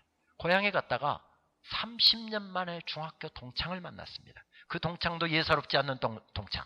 내가 좋다고 그렇게 졸졸졸 따라다니던 편지질하던. 그런데 얼굴에 여드름이 얼마나 많이 났는지 그냥 여드름만 보면 소름이 끼칠 정도. 나를 좋아한다고 편지질하고 만나자고 하는데 그 친구 만날까 싶어서 이리 도망가고 이 친구 올 것 같으면 이리 도망가고 했던 친구인데 그런데 30년 만에 만났는데 무슨 한국의 큰 건설회사 사장이래나 뭐래나 외제차 쫙 빼고 뭐 스위스에서 다 외제차지만 한국에서 외제차 타면 그래서 성공한 기업인이잖아요. 외제차 탁 빼서 탁 옷 입고 왔는데 여드름은 간데 없고 그렇게 멋있을 수가 없습니다. 야, 너 어디 사는데 그렇게 네 소식 못 들었냐? 오랜만이다. 악수 딱 하는데 그렇게 멋있을 수가 없습니다. 지금 집사님 설교 듣다가 오늘 설교가 유난히 지루하게 느껴지고 말씀이 별로 안 부딪혀오니까 지금 그 친구 다시 만나서 다시 만나는 겁니다. 아이고 그때 그 친구하고 그렇게 하고 결혼했으면 지금 남편보다 훨씬 잘 살고 훨씬 행복했을 텐데 그러면서 그 생각하면서 미소를 짓고 있습니다. 은혜 받기는 뭘 은혜를 받아요? 택도 없습니다. 이렇게 하면서 설교 듣고 이렇게 하면서 예배 때우다 간다고 한들 이게 예배가 무슨 소용이 있겠습니까? 여러분, 예배는 하나님께 우리의 모든 것을 다 쏟아붓는 것입니다. 감사로, 찬양으로, 기도로, 우리의 헌신으로, 봉헌으로 하나님께 모든 초점을 맞추는 것입니다. 하나님과 눈을 맞추는 것입니다.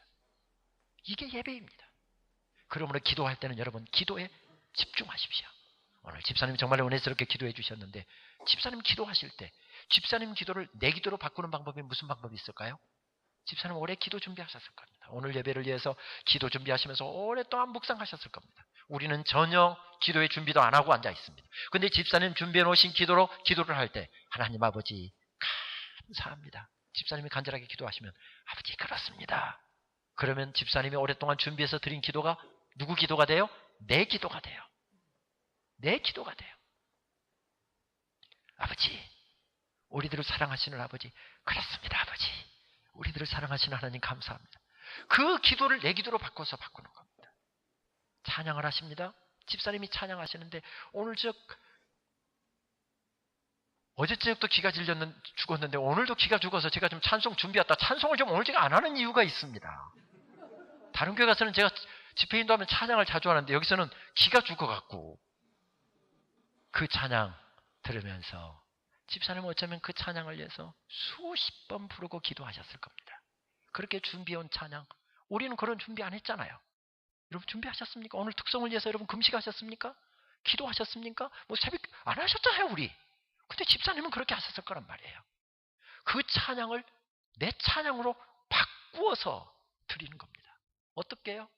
저도 너무 오늘 가사가 좋아서 저도 몇 가사를 했는데 그 빛이 주의 말씀이 우리들에게 비치우면 내 어두움 내려놓게 하시고 아멘. 주님 내 속에 지금 어려운 문제 때문에 우리 가족이 걸린 질병 때문에 한국에 우리 부모님 편찮으셔서 지금 여러 가지 사업에 불투명한 것 때문에 내 직장에 불투명한 것 때문에 자녀 문제 때문에 여러 가지 물질적인 문제 때문에 인생의 문제 때문에 내 속에 지금 어려움이 있습니다. 하나님의 시간 하나님을 신뢰하면서 내 어두움 내려놓게 해주시옵소서. 찬양 드리면서 집사님의 찬양을 누구의 찬양으로? 내 찬양으로 바꾸어서 드리면은 그 찬양이 내 찬양이 되는 겁니다. 여러분 여기서 아멘 한번 하셔도 괜찮을 텐데 설교도 마찬가지입니다. 설교도 그 말씀을 내 말씀으로 바꾸어서 어떻게 해요? 아버지 그렇습니다. 아멘 할렐루야 그렇습니다. 목사님 통해서 말씀하시는 거 나에게 주시는 말씀으로 받습니다. 아멘. 그러면 목사님이 일주일 내내 밤잠 설쳐가면서 준비하신 말씀이 누구의 말씀? 나를 위해서 주시는 말씀으로 바뀌는 것이죠. 그래서 예배의 승리자가 된다라는 이야기는 예배 가운데 온전히 몰입해가는 것입니다. 직센트마이어라고 하는 시카고 대학의 심리학자가 몰입의 즐거움이라고 하는 그리고 몰입이라고 하는 책을 썼잖아요. 이 몰입. 사람이 몰입하게 되면 어떤 것에 몰입하게 되면 엄청난 역사가 일어난다고 하는 것은 심리적으로 이미 확인된 사실들입니다. 제 아이가 지금 저기서 불구덩 가면서 울먹이고 있습니다. 뜨거운 데 가면 도무지 견딜 수가 없는데 저 아이를 살려야 되겠다라고 하는 그 한 가지 사실에 몰입되면 엄마가 가서 아이를 들쳐업고 나오는데 아빠가 가서 들쳐업고 오는데 저 불이면 머리카락 다 타버릴 텐데 거기에 몰입에 들어가면 불도 나를 어떻게 못하고 도무지 평상시에는 들어갈 수 없는 것. 그 다음에 저쪽에 지금 아이가 떠내려가고 있습니다. 저기는 도저히 뛰어갈 수 없는 건데 엄마가 평상시에는 높은 곳도 뛰고 여기도 못 내려서 남편 손잡고 우아하게 내려오던 엄마가 아이가 떠내려가면 적어도 2m, 3m가 되는데 여기를 뛰어넘어서 저기까지 달려가서 아이를 안고 또 3m 거리를 뛰어서 건너오는 이 놀라운 역사가 무슨 힘입니까? 몰입의 힘입니다. 근데 몰입하게 되면 직센트마이어의 이야기는 우리 속에 놀라운 행복감을 갖게 한다는 거죠. 즐거움을 갖게 한다는 것이죠. 기쁨을 갖게 한다는 거죠. 여러분 예배 가운데서 이런 몰입, 이 집중, 이게 바로 예배의 승리자가 되는 비결입니다. 세상 사람들은 예배 안 드리고도 얼마든지 잘 삽니다. 특별히 이민교회 가운데는 이민생활을 하다 보면 이 주일날 예배 안 드리면 일주일 내내 한국 사람 만날 일도 없고 한국말을 쓸 일도 별로 없고 여기 영어 정말 잘하신 분들도 있지만은 영어가 쏙쏙쏙 들어와도 모국어만큼은 아니잖아요. 그리고 이 자리에 안 오면 그렇게 편하게 앉아서 뭐 스위스 TV 켜도 한마디도 못 알아듣겠고 그러니까 TV도 있지만은 볼 일도 없습니다.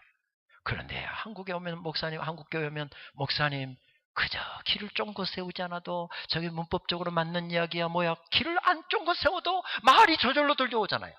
그래서 여러분 예배에 나오시는 분이 계시다 할지라도 예배에 몰입하시고 예배의 승리자가 되려고 노력하신다고 한다면 이 속에서 놀라운 역사들이 일어나게 될 줄 믿습니다.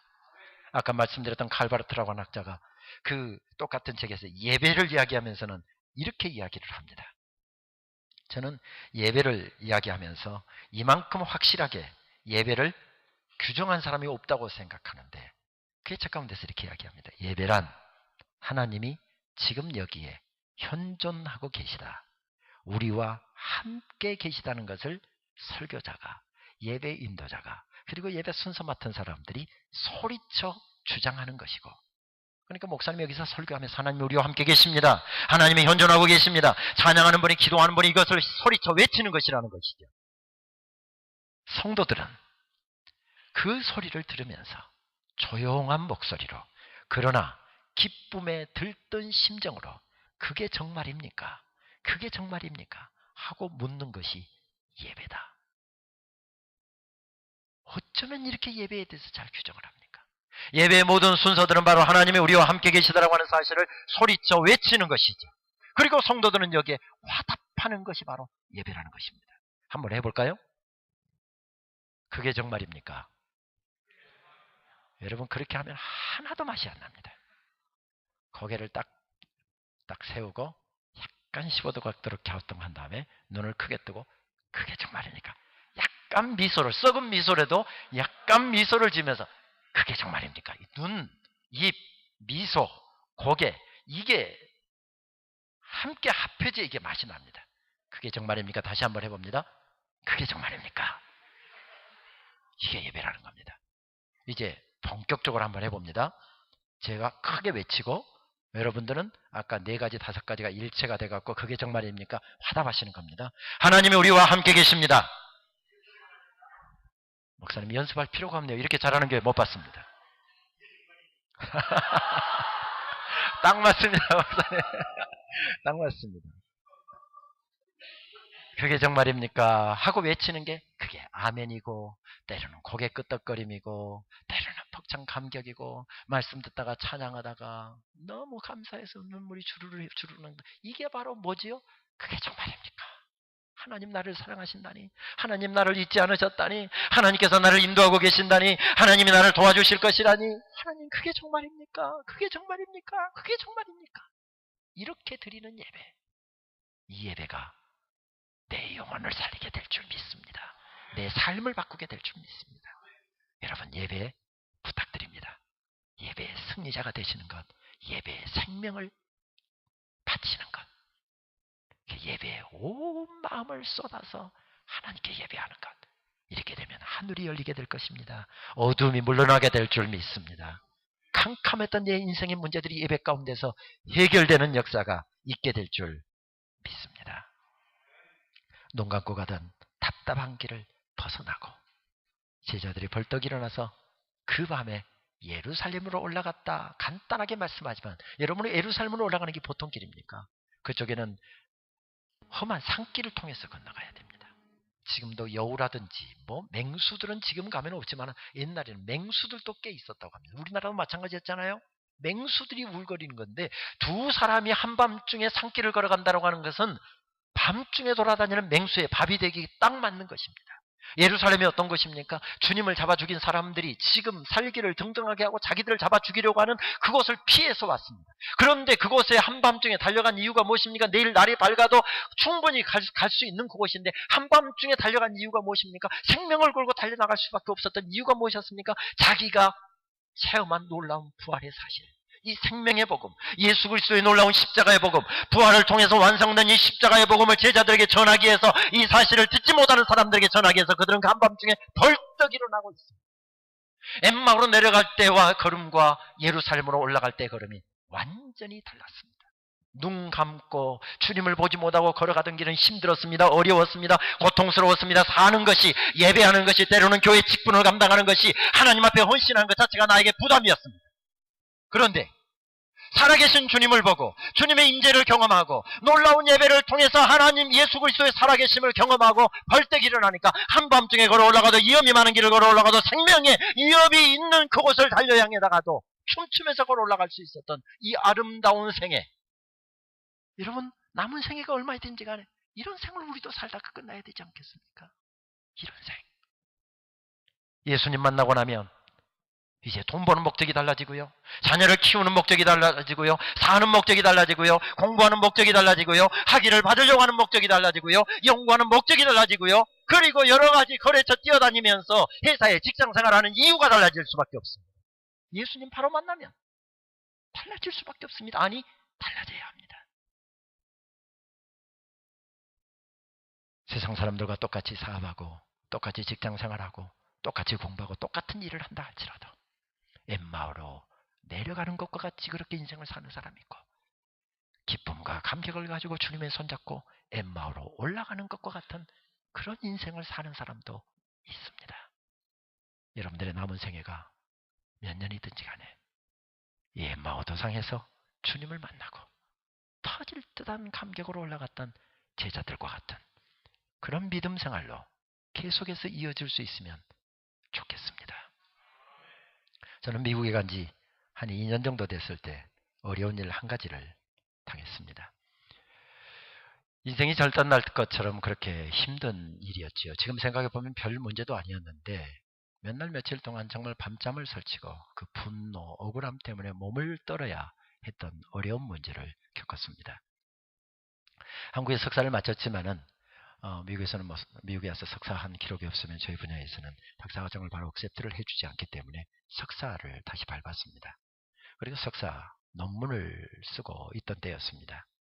제 아내가 그때 초등학교 1학년 다니는 아이를 학교에서 픽업해서 데리고 오다가 사거리길에서 빨간 신호등을 받고 스탑을 했다가 아주 한적한 거리입니다. 이번에 뭐 거기 다시 가보니까 그 거리 가보니까 지금도 역시 한적한 거리인데 여기서 스탑을 해서 있다가 바로 파란 신호등을 받기니까 막 출발을 해서 가고 있는데 신호등을 위반하고 무리하게 건너가던 중형 트럭이 와서 제 아내 차를 들이받았습니다. 차는 4~5m 밖으로 나가 떨어졌고요. 학교 갔다 오다가 피곤해서 아이가 안전벨트도 안 하고 뒷좌석에 누워서 가다가 아이는 튕겨 나가고 그리고 머리가 깨져갖고 막 피가 철철철 흐르고 있었습니다. 경찰에다 신고해놓고 앰뷸런스가 오기를 초조하게 기다리고 있는데 애가 찢어지는 듯이 우니까 손수건으로 막고 아이를 안고서 막 앰뷸런스 오기를 초조하게 기다리고 있는데 앰뷸런스가 먼저 오는 것이 아니라 미국 경찰이 먼저 왔습니다. 제 아내에게 먼저 와서 어떻게 된 상황이냐, 아이가 오니까 괜찮으냐 이렇게 물어보면서 어떻게 된 상황이냐 물었는데 아이가 워낙 오니까 뭐 어떻게 이게 대화가 불가능하니까 가해자인 백인 운전수하고 가서 이야기하는 것을 보았습니다.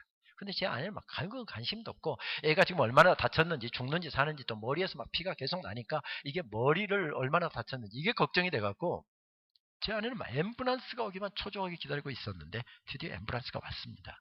앰뷸런스에다 아이 태우고서 거기서 한 7분, 10분 정도 가면 그 에머리 대학에 칠드런스 하스피털이라고 하는 유명한 어린이 병원이 있습니다. 그래서 제 아내도 막 다른 병원은 모르고 막 마음 급하니까 칠드런스 하스피털 그리 가자고 하고 막 앰뷸런스 문을 딱 닫으려고 하는데 미국 경찰이 오더니 뭐 다짜고짜 사인을 하라고 했습니다. 제 아내는 뭐 자기가 잘못한 거 아무것도 없고 미국 경찰이 어련히 안 해서 했을까. 조금 제 아내가 또 세상 물정을 모르는 약간 순진기도 있어갖고 그래서 제 아내가 보지도 않고 막 급한 마음에 사인을 해주고 막 문 닫고 빨리 갑시다 해서 애를 후송을 시켰습니다. 제가 도서관에 있다가 그 이야기를 듣고서 친구 목사 차를 타고서 병원을 가보았더니 아이를 부목을 대갖고 움직이지 못하도록 머리끝에서 발끝까지 부목을 대고 딱 이렇게 묶어 놓았습니다. 그 아이를 딱 보는 순간 앞이 캄캄했습니다. 아, 많이 다쳤구나. 그런데 아이가 막 아빠를 보면서 아빠 하고 해서 막 이렇게 몸부림을 치니까 의사 선생님이 부모들은 밖에 나가 있으라고 우리가 지금 검사를 좀 해야 된다고. 밖에 나와서 제 아내에게 물었습니다. 여보, 어떻게 된 상황이야? 이야기를 들어보니까 제 아내가 잘못한 것은 아무것도 없었습니다. 그러면서 제가 물었죠. 여보, 경찰이 무슨 리포트 카피 안 줬어? 그러니까 아까 뭐 줬는데 하면서 이 주머니 저 주머니 뒤지더니 딱 꺼내서 접어진 종이를 주는데 제가 종이를 딱 펴보니까 거기에는 영어로 Violation of Red Light, 빨간 신호등 위반이라고 하는 글씨가 딱 써져 있는 제 안에는 거기다가 쫙 사인을 해놓은 겁니다. 아니 여보, 당신 빨간 신호등 위반 안 했다며? 안 했지? 근데 여기다 왜 사인해서? 어디? 여보 여기 봐. 바이올레이션 오브 레드 라이트 빨간 신호등 위반이라고 당신 여기 써져 있잖아. 근데 왜 여기다 사인했어? 여보 이상하다 막 그때부터 제 아내가 울먹이기 시작하는 겁니다. 아니 분명히 아까는 그런 글씨 없었는데 여보 미국이란 나라가 어떤 나라인데 보지도 않고 사인했단 말이 돼? 아무리 상황이 급하기로서니 제가 약간 막 역정내면 소리를 약간 높이니까 여보 아까는 분명히 그런 글씨 없었단 말이야. 제가 막 야단을 치니까 제 아내가 막 드디어 눈물을 터뜨리면서 당신도 나중에 아들 다쳐갖고 죽는지 사는지 할 때 글씨가 보이는지 보라고. 그때는 분명히 안 보였다고 막 하면서 여보 그만하자. 우리 싸우려고 한 거 아니잖아. 그만하자. 사태를 나중에 수습해놓고 가서 보니까 경찰청에 가면 미국에는 5불만 주면은 그 경찰이 쓴 그 조서 리포트 카피를 다시 원본을 떼볼 수가 있어. 떼보니까 완전히 제 아내가 빨간 신호등 위반한 걸로 조사가 꾸며지고, 그러니까 가해자 이야기만 듣고 그렇게 쓰는 거죠. 그쪽에 아예 증인들까지, 같이 가던 동료였던가 봐요. 증인들까지 두 사람을 세우는 거예요. 전화번호까지 적어져 있더라고요. 내가 당신 이중죄로 고발하겠다고. 전화를 안 받아요. 미국 변호사 만나보았습니다. 한인 변호사도 만나보았습니다. 내 아내가 사인한 것은 인정한 것이기 때문에 안 된다는 겁니다. 마치 제가 공부하던 학교에 미국 변호사 출신들 몇 사람이 그 목사가 되기 위해서 공부하고 있는 사람들이 있어서 식사 같이 하면서 내가 이런 억울한 일을 당했다. 미국 경험이 없었고 이렇게 됐는데 이거 어떻게 할 방법이 없냐. 더군다나 그때는 제가 의료보험이 없었습니다. 의료보험 없으니까 미국 엄청나게 비싸갖고 검사 좀 하고 딱 하루 저녁 24시간에서 1시간 부족한 23시간 있었는데 돈이 5,000불, 그러니까 5,000프랑이 나왔더라고요. 그리고 차 6,000불 주고 샀는데 견적이 5,000불이 나왔습니다. 그래 그 차 버리라는 이야기. 2년인가 탔는데 산값 비싸게 나왔으니까 버리라는 이야기지요. 그런데 더군다나 차 보험을 미국에서 라이빌리티라고 그러지요. 상대편 차만 커버되고 내 차는 커버가 안 되는, 돈 아낀다고 그 짓을 해놓은 겁니다. 내가 조심해서 하면 되지 하는 마음으로. 저 차는 뭐 부서지지도 않았으니까 보험도 필요가 없고 졸지에 10,000불, 한 10,000프랑 정도가 날아가 버린 겁니다. 안에 사인 한 번으로. 나중에 재판의 자리에 갔습니다. 당신은 배석한 경찰관한테 그렇게 이야기했죠. 당신을 믿고 아이가 지금 죽느냐 사느냐는 상황 가운데서 당신은 아이도 안 키워보냐고, 엄마의 마음도 모르냐고, 당신 믿고 당신한테 조속 부탁하고서 급한 마음에 당신 믿고 쌓이는데 당신은 내 아내를 2번 죽이는 것이라고. 너 광부티칠 때 있었느냐? 없었다고 하니까 말도 못하게 합니다. 다 뒤집어 쓰고 또 벌금까지, 재판 비용이라고 해서 벌금까지 저한테 또 떨어지더군요. 그것까지 다 물고 졸지에 10,000불이 안에 사인 한 번에 날아가 버린 겁니다. 재판에서 지고 어느 날 같이 갔던 친구 목사가, 농담을 잘하는 친구 목사여갖고, 목사님 차 부딪힌 것 보니까 30cm만 앞으로 부딪혔으면 현장에서 사모님 즉사 아니면 아주 일어나지 못하는 중상을 당했을 것 같고, 그랬으면 목사님 꼼짝없이 재혼의 축복 받을 뻔 받는데, 목사님 재혼의 축복 안 받는 것만 해도 하나님 앞에 큰 은혜니까 감사합시다. 감사합시다. 옆에 오면서 농담 유머를 섞여갖고 하는데 말이 하나도 안 들어오고요. 바로 집으로 제 아내 그 사모님 차 타고 가게 하고 제 학교로 왔는데, 학교 채플에 뭐 이 마음으로 공부도 안 되고 학교 채플에 바로 올라갔습니다. 학교 채플에 엎드렸는데 막 외통곡이 터져 나옵니다. 막 30분 동안 하나님 내 돈 10,000불 하면서 하나님이 내 돈 훔쳐간 것처럼 막 한 30분을 울면서 하나님 앞에 막 호소를 했더니, 이제 한 30분을 울고 나면 마음이 그래도 좀 안정이 되잖아요. 하나님의 책망의 목소리가 들려오더라고요. 야 이놈아, 목사란 놈이 그렇게 믿음이 없냐? 네 와이프가 죽었냐? 네 아들이 죽었냐? 목사란 놈이 그렇게 믿음이 없어갖고. 그러면서 하나님께서 그런 말씀을 주시니까, 책망을 주시니까 또 감사의 기도를 한 사람, 하나님 감사합니다. 하나님 감사합니다. 재혼의 축복 안 받게 해주신 것도 감사하고요. 차가 거지경이 됐는데 아내는 하나도 안 다친 것도 감사하고요. 아들 머리는 깨졌지만은 여기는 꼬맬 필요도 없이 그냥 밴데지 몇 개 붙이고 끝나고, 여기에 뼈가 부서졌지만 여기는 뭐 그냥 이거 뭐 할 필요도 없이 그냥 한 3주 있으면 이거 그냥 붙게 해주셔서 감사하고. 감사의 제목을 찾으니까 또 한 30분 감사의 제목이 찾아지더라고요. 한참 감사의 기도를 드리고 있는데 하나님께서 제가 좋아하는 성경 구절에다가 한 번도 불러보지 못한 찬송을 제 입술에 담아주시는 거예요. 저는 여기 뭐 음악 전공하신 분처럼 뭐 찬양을 작곡해 본 적도 없고, 좀 기타 치면서 찬양 인도하는 거 좋아하는 것 외에는 뭐 작곡을 해본 적이 없는데, 하나님이 찬양 주신다고 하던데 이렇게 주시는 모양이다. 한참 그 부르다가 이걸 좀 이게 띵각띵각 하면서 박자라도 좀 이게 표시를 해놔야, 연표라도 표시를 해놔야 이게 찬송을 다시 부를 것 같아서 채플 피아노에 가서 띵강띵강 하면서 그 노래 맞춰서 노래를 받아 적었습니다. 그날 찬송의 가사는 이런 가사였습니다. 우리가 알거니와 하나님을 사랑하는 자, 그 뜻 따라 부름받은 자에겐 모든 것 합력하여 선을 이루느니라. 염려 말라, 두려워 말라, 내가 너를 도우리라. 염려 말라, 두려워 말라, 모든 것 다 맡기어라. 능력의 오른팔로 주가 너를 도우리라. 2절, 홍해를 가르신 주, 하늘 만나 먹이신 주, 반석에서 물을 내신 여호와 너를 향한 뜻 가지고 인도하고 계시니라. 도우시리 도우시리 주가 너를 도우시리 도우시리 도우시리 주가 너를 도우시리. 능력의 오른팔로 주가 너를 도우시리. 3절 아무건 염려 말고 믿음으로 의지하라. 내 구할 것 주님 다 하시니 아무 염려하지 말고 주님께 기도하라. 입히시리 먹이시리 주가 너를 돌보시리. 공중새도 먹이셨다 하물며 너희일까. 능력의 오른팔로 주가 너를 돌보시리. 너는 내게 존귀한 자, 너는 나의 어여쁜 자, 내가 너의 힘이 되어 주마. 너의 걱정 떨쳐내고 주님만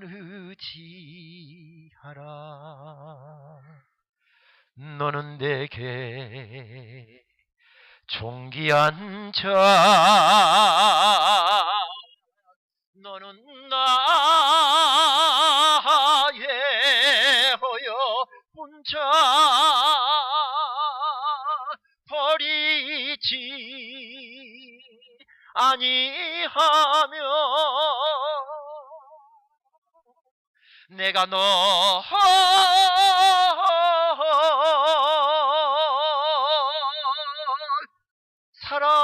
사랑하리. 능력의